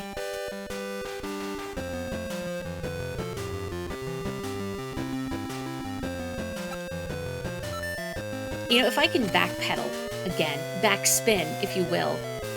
And Doris, since you seem to know a fair bit about the Castlevania collection, so the first Castlevania collection that was released on the Switch, if one were to get it, what is the best game to start with, do you think? Not right now, but I was thinking to myself, boy, I really gotta play a Castlevania proper. But you know, anything that has multiple entries, it's always intimidating trying to find a good start point. Yeah, you don't want to drive myself into a rough situation.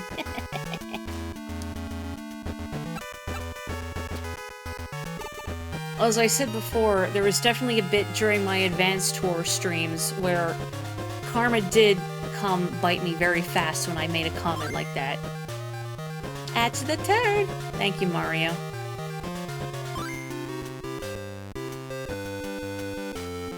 You would personally not get the first Castlevania collection. Those are the classic side-scroller style. Super hard and you can't beat any of them, and that just makes you want to try even more. It's not exactly the same impulse, but when someone says, oh man, this smells really bad, or this tastes awful, and I think, well, I gotta know. I have to know.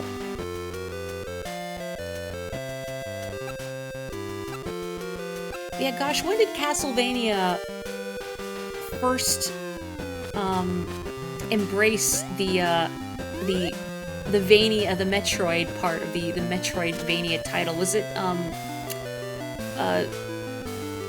why is the name Why am I blanking on the Symphony of the Night? Thank you. I got stuck on symphony, and I couldn't think of the other word. Symphony of the what? Symphony of the what now? But yeah, was that the first one to embrace that sort of free-roaming exploration style?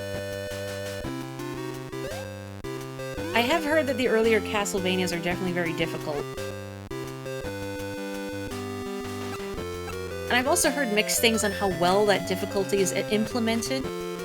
Like I've talked about before, how I feel difficulty can be well implemented in a game. So, you know, if an obstacle defeats you, if you can see, okay, I know what I did wrong, I zigged when I should have zagged, and you can approach that obstacle differently next time with that knowledge, that's good difficulty. But, say, endlessly respawning enemies, that kind of, like you know, the Ninja Gaiden, like birds that endlessly respawn and bump you off platforms, that's not really satisfying difficulty, that's just annoying. So I'm curious how the earlier Vanias do that. I have heard the stairs are rather infamous and difficult to navigate.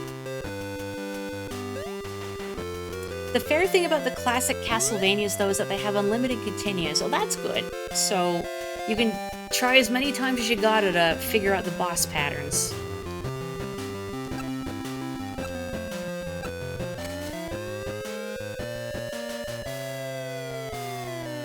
It laid the foundation, okay.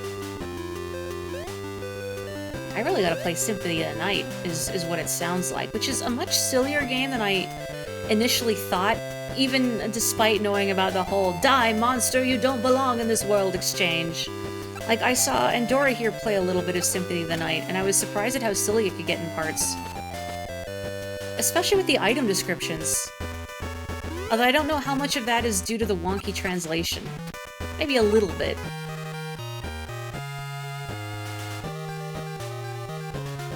Woohoo. Oh good, and Grace and also this Buzzy Beetle are slowly tanking. Wonderful.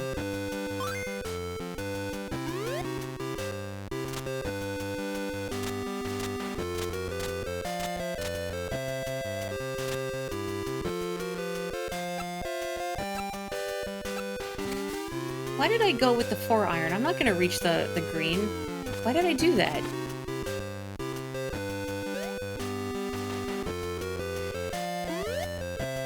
Cat damage is actually an element in that game, really? So like, is Alucard allergic to cats? What's going on here? Oh no, I pressed the wrong button again! What have I done? Oh no! Oh, it's a part 3. These are the easy ones. Oh. Maury, you ding dong. What have you done? Oh. Could have redeemed it. Well, you know what? That's what I get for saying, like, oh, Grace is starting to tank. Like, me too! I can't hold all these beans. Oog. It's okay. Oh, Grace is also at 4 below. 4 under? I don't remember how you're supposed to say it.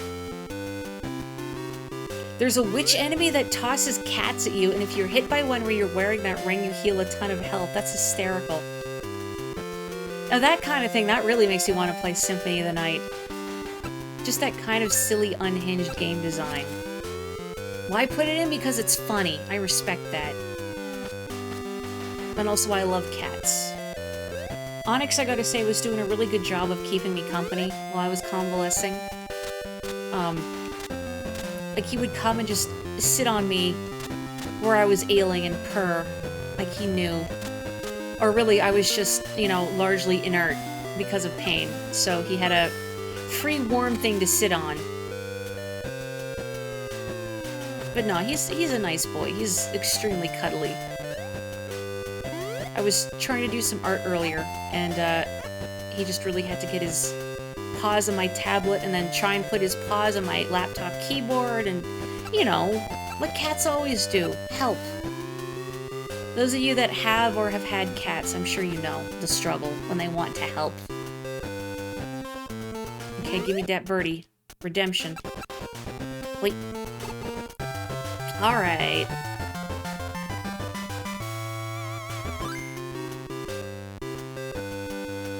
Just play the Advanced Collection release order. They're all good games, as are all the DS games too. Okay, good to know. Cats are everyone's favorite helpers. It's true. That was very good, may I say. Now these trees, on the other hand, are not very good. I guess I'm gonna aim here. Boy, that wind too. Oof. Wait.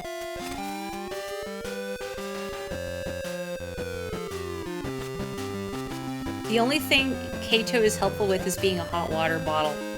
I mean, even that, though, is still a pretty good service when you think about it. Like, when your stomach is cramping or whatever, if you don't have a hot water bottle, a cat will do. And there's something very soothing about having a warm kitty sitting on you and purring. Especially when you're, you know, feeling sick or sore or in a bad mood.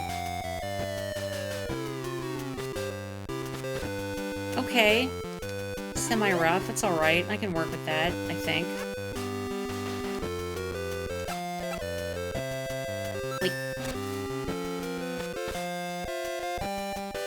You wish he was a little smaller. He takes over your whole lap. He does look like a big boy. Onyx also tends to, splay himself out quite a bit. Yeah, which is good for coverage. Not so much when he's just, like, stepping around, getting his claws into everything. Oh man, 15 pounds, that is a lot of boy.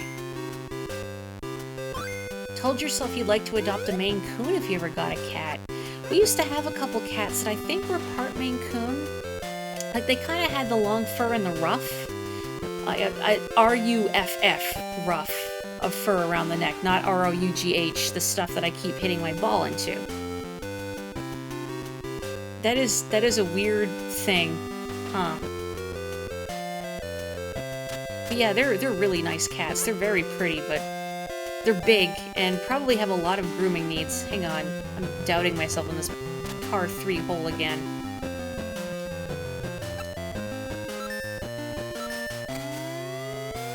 Like, Maine Coons are a lot of cat, but they're a very beautiful breed. I'm not in the bunker, I'll take it. You know what's a breed of cat that I think is really cute is the Japanese bobtail. Like, they have just a little round nub of a tail, like a little bunny rabbit tail. I've never met one in person, I've just seen photos of them and they're cute. Oh, come on.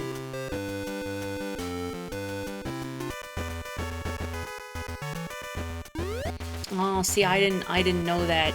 Automod is catching things that I've never heard of. I guess because, you know, I hang out with people that do not use slurs. Thank you, by the way. Yeah, I think you have the right idea, Belle. Like, especially if you've had cats your whole life. Not having cats would just be too weird. Okay. Let's go here. Let's back it up a little bit.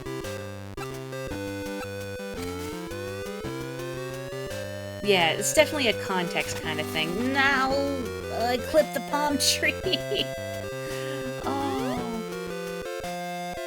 Really struggling with my shots not going as far as I think they will, except when they go way too far. And that's a whole other can of worms. I don't want to be that far to the left. Hang on.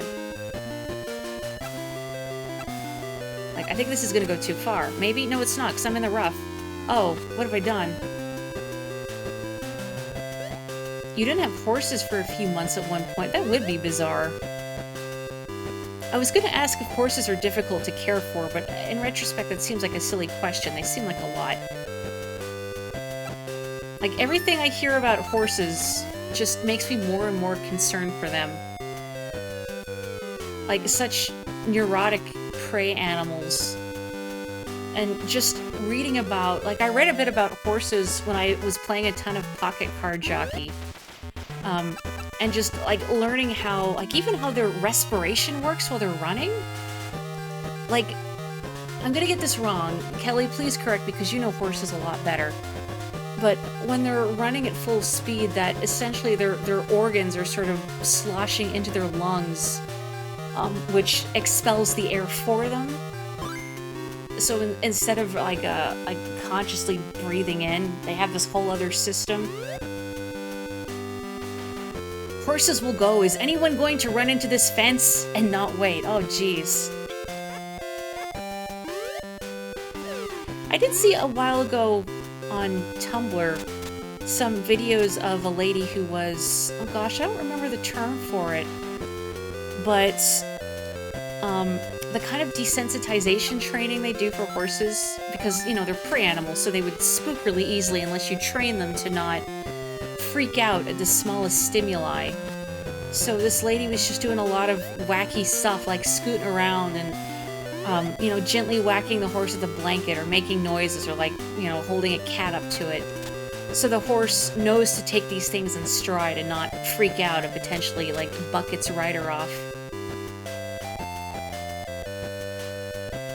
Yeah, I'd never seen that done before. But yeah, desensitizing horses looks very silly. And for good reason. Have you ever done it, Kelly? Since you live around horses? Also, Dawn is correct that, yeah, it's hard not to have a cat. Especially when you've had them for so long. I mean, I wasn't expecting to wind up with another cat so soon, but my dad really wanted to adopt one. So we did. Onyx was like, when I went to the Humane Society, he was the first cat that I visited. And he was so, like, immediately coming up to me and putting his paws on my legs and purring and just wanting pats. You can't say no to that.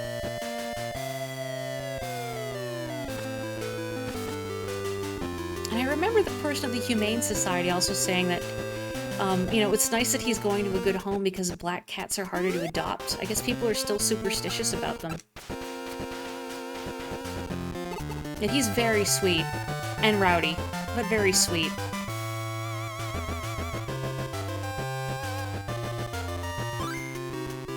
Horse memes be like, post a picture of a plastic bag.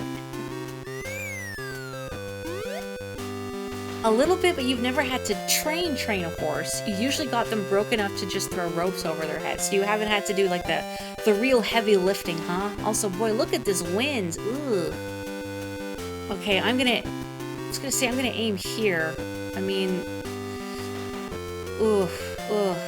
Ideally, I just want to be in the middle. Somewhere. Ugh. Black cats are best cats. I mean, I also really like calicos. And I'm not just saying that because you're here, Boogie, and you have a very beautiful calico cat. Yeah, this tree is in front of me. Oh, what have I done? Okay, this is safe. Except that wind, though. That wind is... Okay, I'm gonna try here. Not confident. Please don't hit the tree. Heck everything.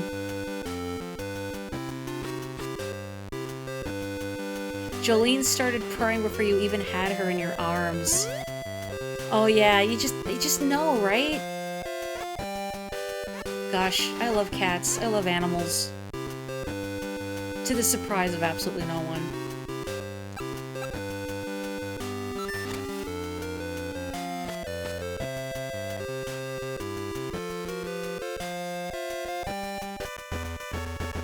Yes, please pass the message on to Bao Bao. Yeah, come to think of it, I've seen calicos, I think, in cat cafes, maybe? I'm thinking about it now. But I've never actually gotten to hang out with a calico beyond that. I'm sorry we're making you want a cat. You could get a Tamagotchi. You could play Sonic Adventure 2 and raise some chow. I know it's not the same. Also, woohoo! I'm a super player.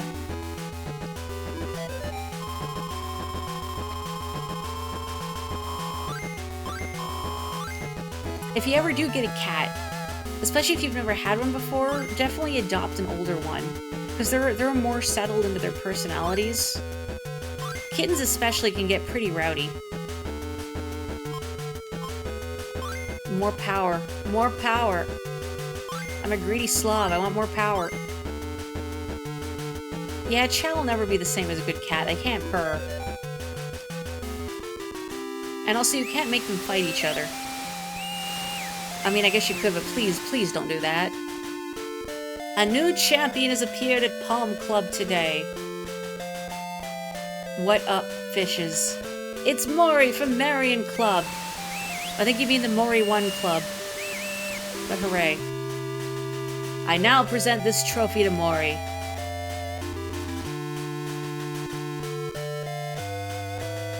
Your family had a cat, you just don't want one now that you're having to pay for things. That's fair.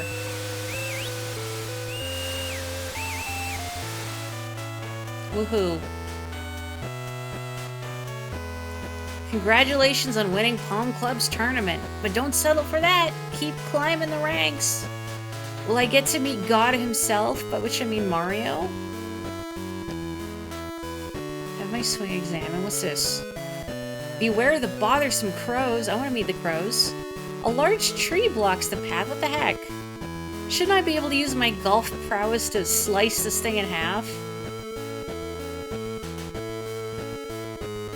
Short but sweet, to pitch and putt. A large tree blocks the path. What the heck? Why are there trees everywhere? To Link's Club. Well, the next one is the Dunes Club, which maybe it was over here. Why are so many things blocked off? Let me try like one more mini thing before I call it an evening. Golf Clinic. The coaches here are first rate. You know, I don't know if I have my swing exam. That's boring. What is this thing down here? Windy Valley Special Hole. Oh, I've just walked into hell, haven't I? The head waggle. I'll acknowledge your skill if you hit the target from here. Is it timed? Okay, what target? What am I aiming at? Like, just the pin? What's going on, dude? It is windy. It's heckin' windy. I'm sorry. Ugh, I don't like either of these options, but whatever.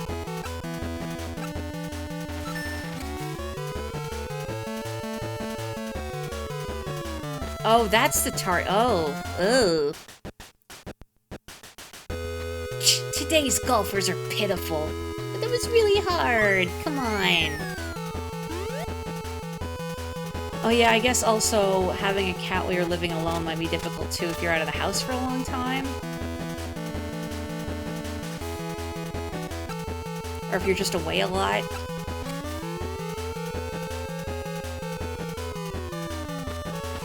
Oh, it was better. Still gonna waggle the head. Pitiful.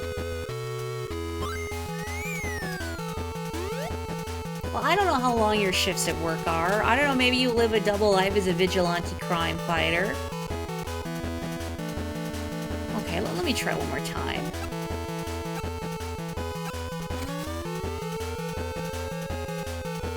Oh, that is even worse.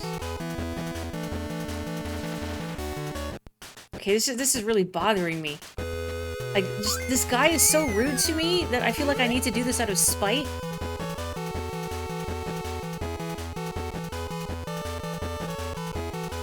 Okay, so I think the wind was carrying me further than anticipated, but I'm not hitting my shot hard enough.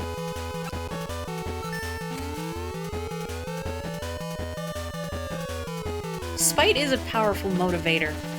Oh, that was better. But he's still like, little buck teeth. Maybe his mouth is hanging open, I don't know. The sprites in this game are very funny.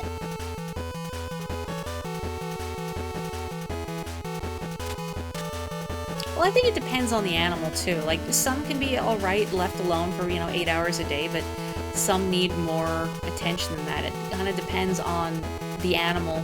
Not just the type of animal, but the individual animal itself, too.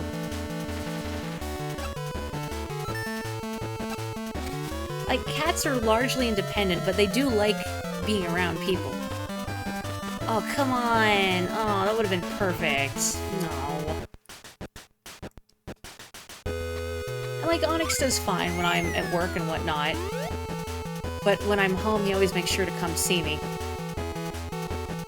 Yeah, also what Belle said, they do sleep a lot. Like, most of the day they will spend dozing. Not concurrently, but they will sleep a lot. They also spend a lot of time grooming their fur. And sometimes you, depending. Ugh.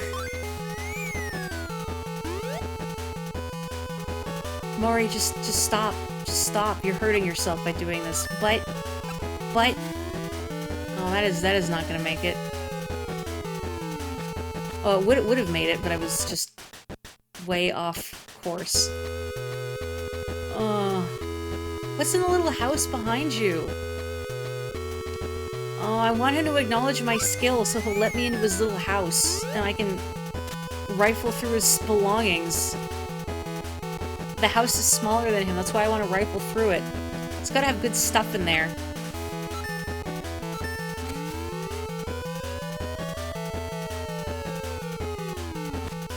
The wind! This guy Night at the Roxburying over here.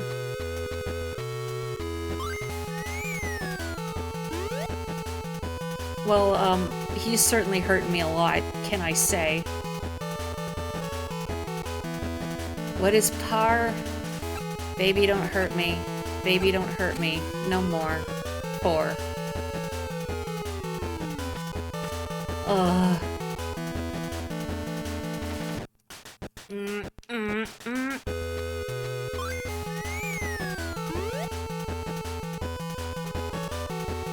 You believe in me? Well, thank you. I don't know if I believe in myself.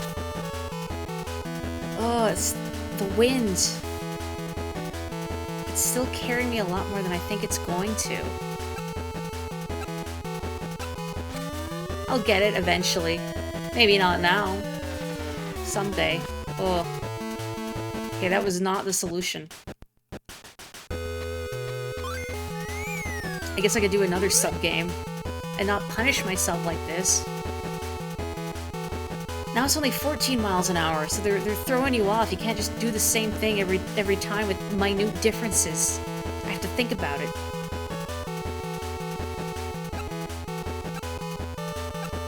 I wish I could do backspin like I could at Toadstool Tour.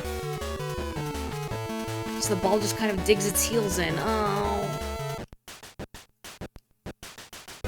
Better though, I just needed more distance. Well, now it's 16 miles an hour.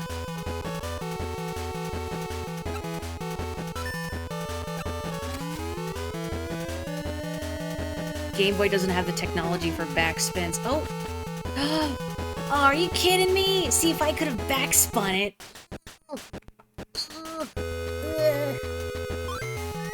If I make noises about it, I'll feel better.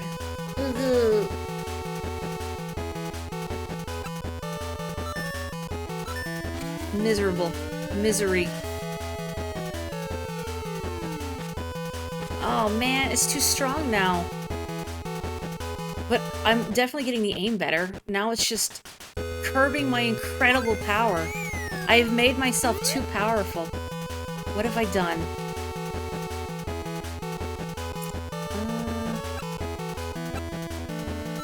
Okay, what about this?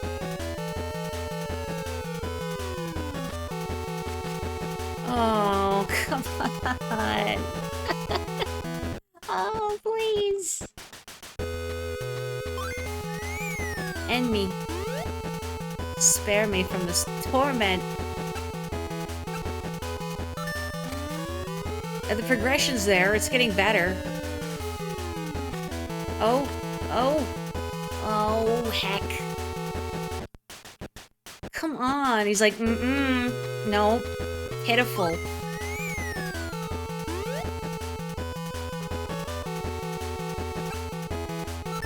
Okay, now this is gonna, I think, be too hard. Ooh. Come on, come on. It's like on the edge. Come on. When will they allow me to hit this guy over the head with a club, please? Can I have a golf game with combat? Physical combat. I mean, Super Rush kind of, but it's not the same. I don't get to bodily strike someone with my clubs out of spite. There is, it's called Outlaw Golf. Really now? Is it a good golf game? There are a few golf games, like indie games, that came out a little while ago I've been meaning to check out, and I forgot. There was one I think you wrote about on your blog, and I can't remember which one it was.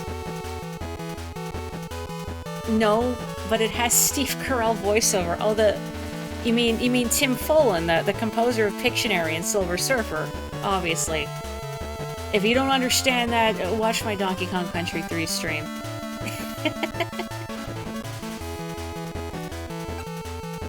This guy isn't, like, moving the pin or anything, right? It's always in the same spot. Oh. Are we free? You're good for one so young. I'm thoroughly impressed by your golf skills. I get 40 experience for that. I get 40? Keep up that pace and perfect your swing. Can I go into your stupid house? I think it was Cursed to Golf. That was the one. I can't go in his stupid house. Alright. Golf is in your blood. You shall be a master. Oh, wait. No, what did he say? Come see me when... Oh, no. Went too fast.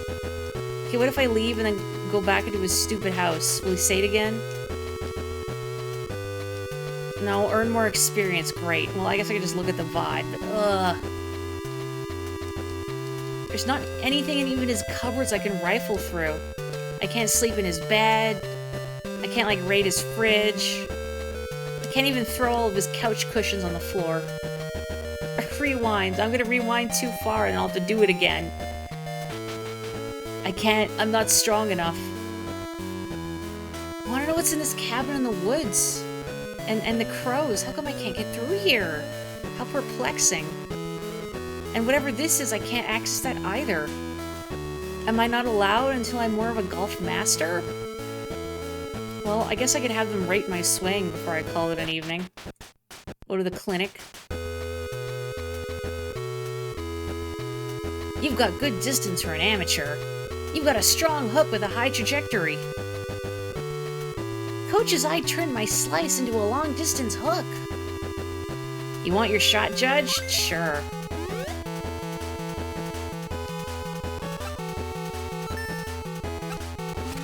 Oh, I'm sure they're gonna go like, oh, that was a bad shot. You didn't do it perfect. I can't judge that. It's crap. It's garbage. You can't get a tight shot if you waver on impact. Avoid shots with narrow meat areas. I don't judge mishits. Yeah, they're like, no.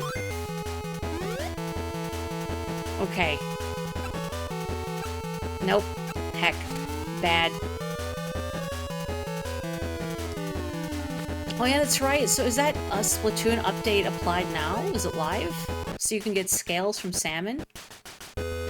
I haven't, tried it because of my wrists. I've been wanting to. Well, Hydra and Nautilus. Well, I mean, at least Nautilus has some degree of maneuverability, although it's really, you move really slow when you're charging it. Hydra's a little rough. One of these days, I want to make like a tier list for my personal tier list of weapons for Salmon Run. Bottom tier is the GooTuber. I'm sorry, GooTuber. You're fine in turf, but not in salmon. I'm sorry. You have an average shot that fades. It's a tad high. Meat area is large with less waver. It's a ball that needs carry and has good control. Wind pushes it. Timing's easy and aim's decent. Thank you, I think. If you want to improve, get the coach's opinions. If you want to compete, you need more distance. Fix that hook and lower your trajectory. I mean, I don't know if they really told me anything useful. They just kind of said what I could have inferred by looking at the stats screen. But alright, I suppose. Oh, the Snipe Rider too, that's another rough one for salmon. Oof. Yeah, they just, updated the game, so You can now get scales from the gacha rewards in Salmon Run, instead of like having to rely on the big boys and then hoping that they'll drop a gold, which of course they never do. I know, right?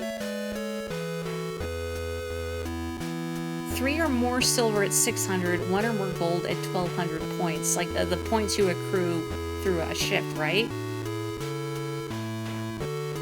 Hi, I'm Grace, former Palm Club champion. Aren't you the one who took my title?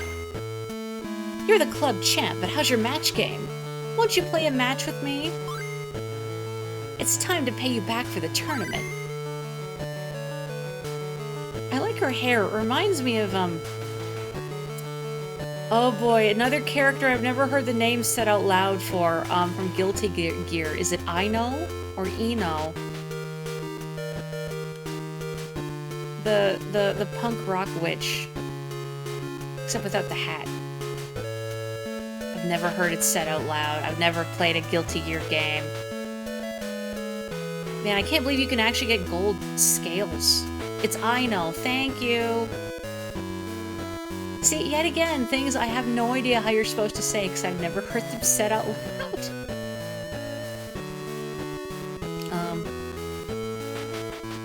I did say I was going to call it an evening, but I kind of want to keep... Oh, this is the Lynx Club. Hang on, this is wrong. I should rest my wrist, though. I guess I'm here. I can always save and then call it an evening and resume next time. Mispronounce it on purpose, assert dominance. I can't do that, because then I'll have the nerds coming and going, actually, it was, you know, you have to say it like, I know. I know that you don't know, because you're an ignoramus. You keep hearing Winx Club. Yes, we're all gonna be fairies. We're all gonna turn into cool fairy magical girls, and then, play golf. That's what happens in that show, right? They play golf? Anywho, yeah, thank you very much for joining me. I'm sorry I missed Tuesday, but, you know, I hecked up my back pretty bad, and it would not have been a good stream. I'll see you again, not on Tuesday, because Tuesday I have my classes, so I will be streaming on Wednesday. Now, I might be doing something unusual, maybe on Wednesday, we'll see. And it might not be my channel. I'm not sure. So watch my Twitter if you want. I always post my stream updates on Twitter at Moriarty Switch. You can find it on my Twitch page. So if you're ever curious, you know, there. I'll post before I go live, an hour before I go live, and you'll find the information there. But in the meantime, thank you again for joining me. Please stay safe, stay healthy, do your stretches. Don't be like me. Actually, it's pronounced Ayaku. Oh, no. And thank you. I will, ganbarimasu. I will do my best to not let you all down. You think it's haiku. We've been playing volleyball this whole time. Okay, oyasumi nasai. Good night, everybody. Take care. Bye-bye.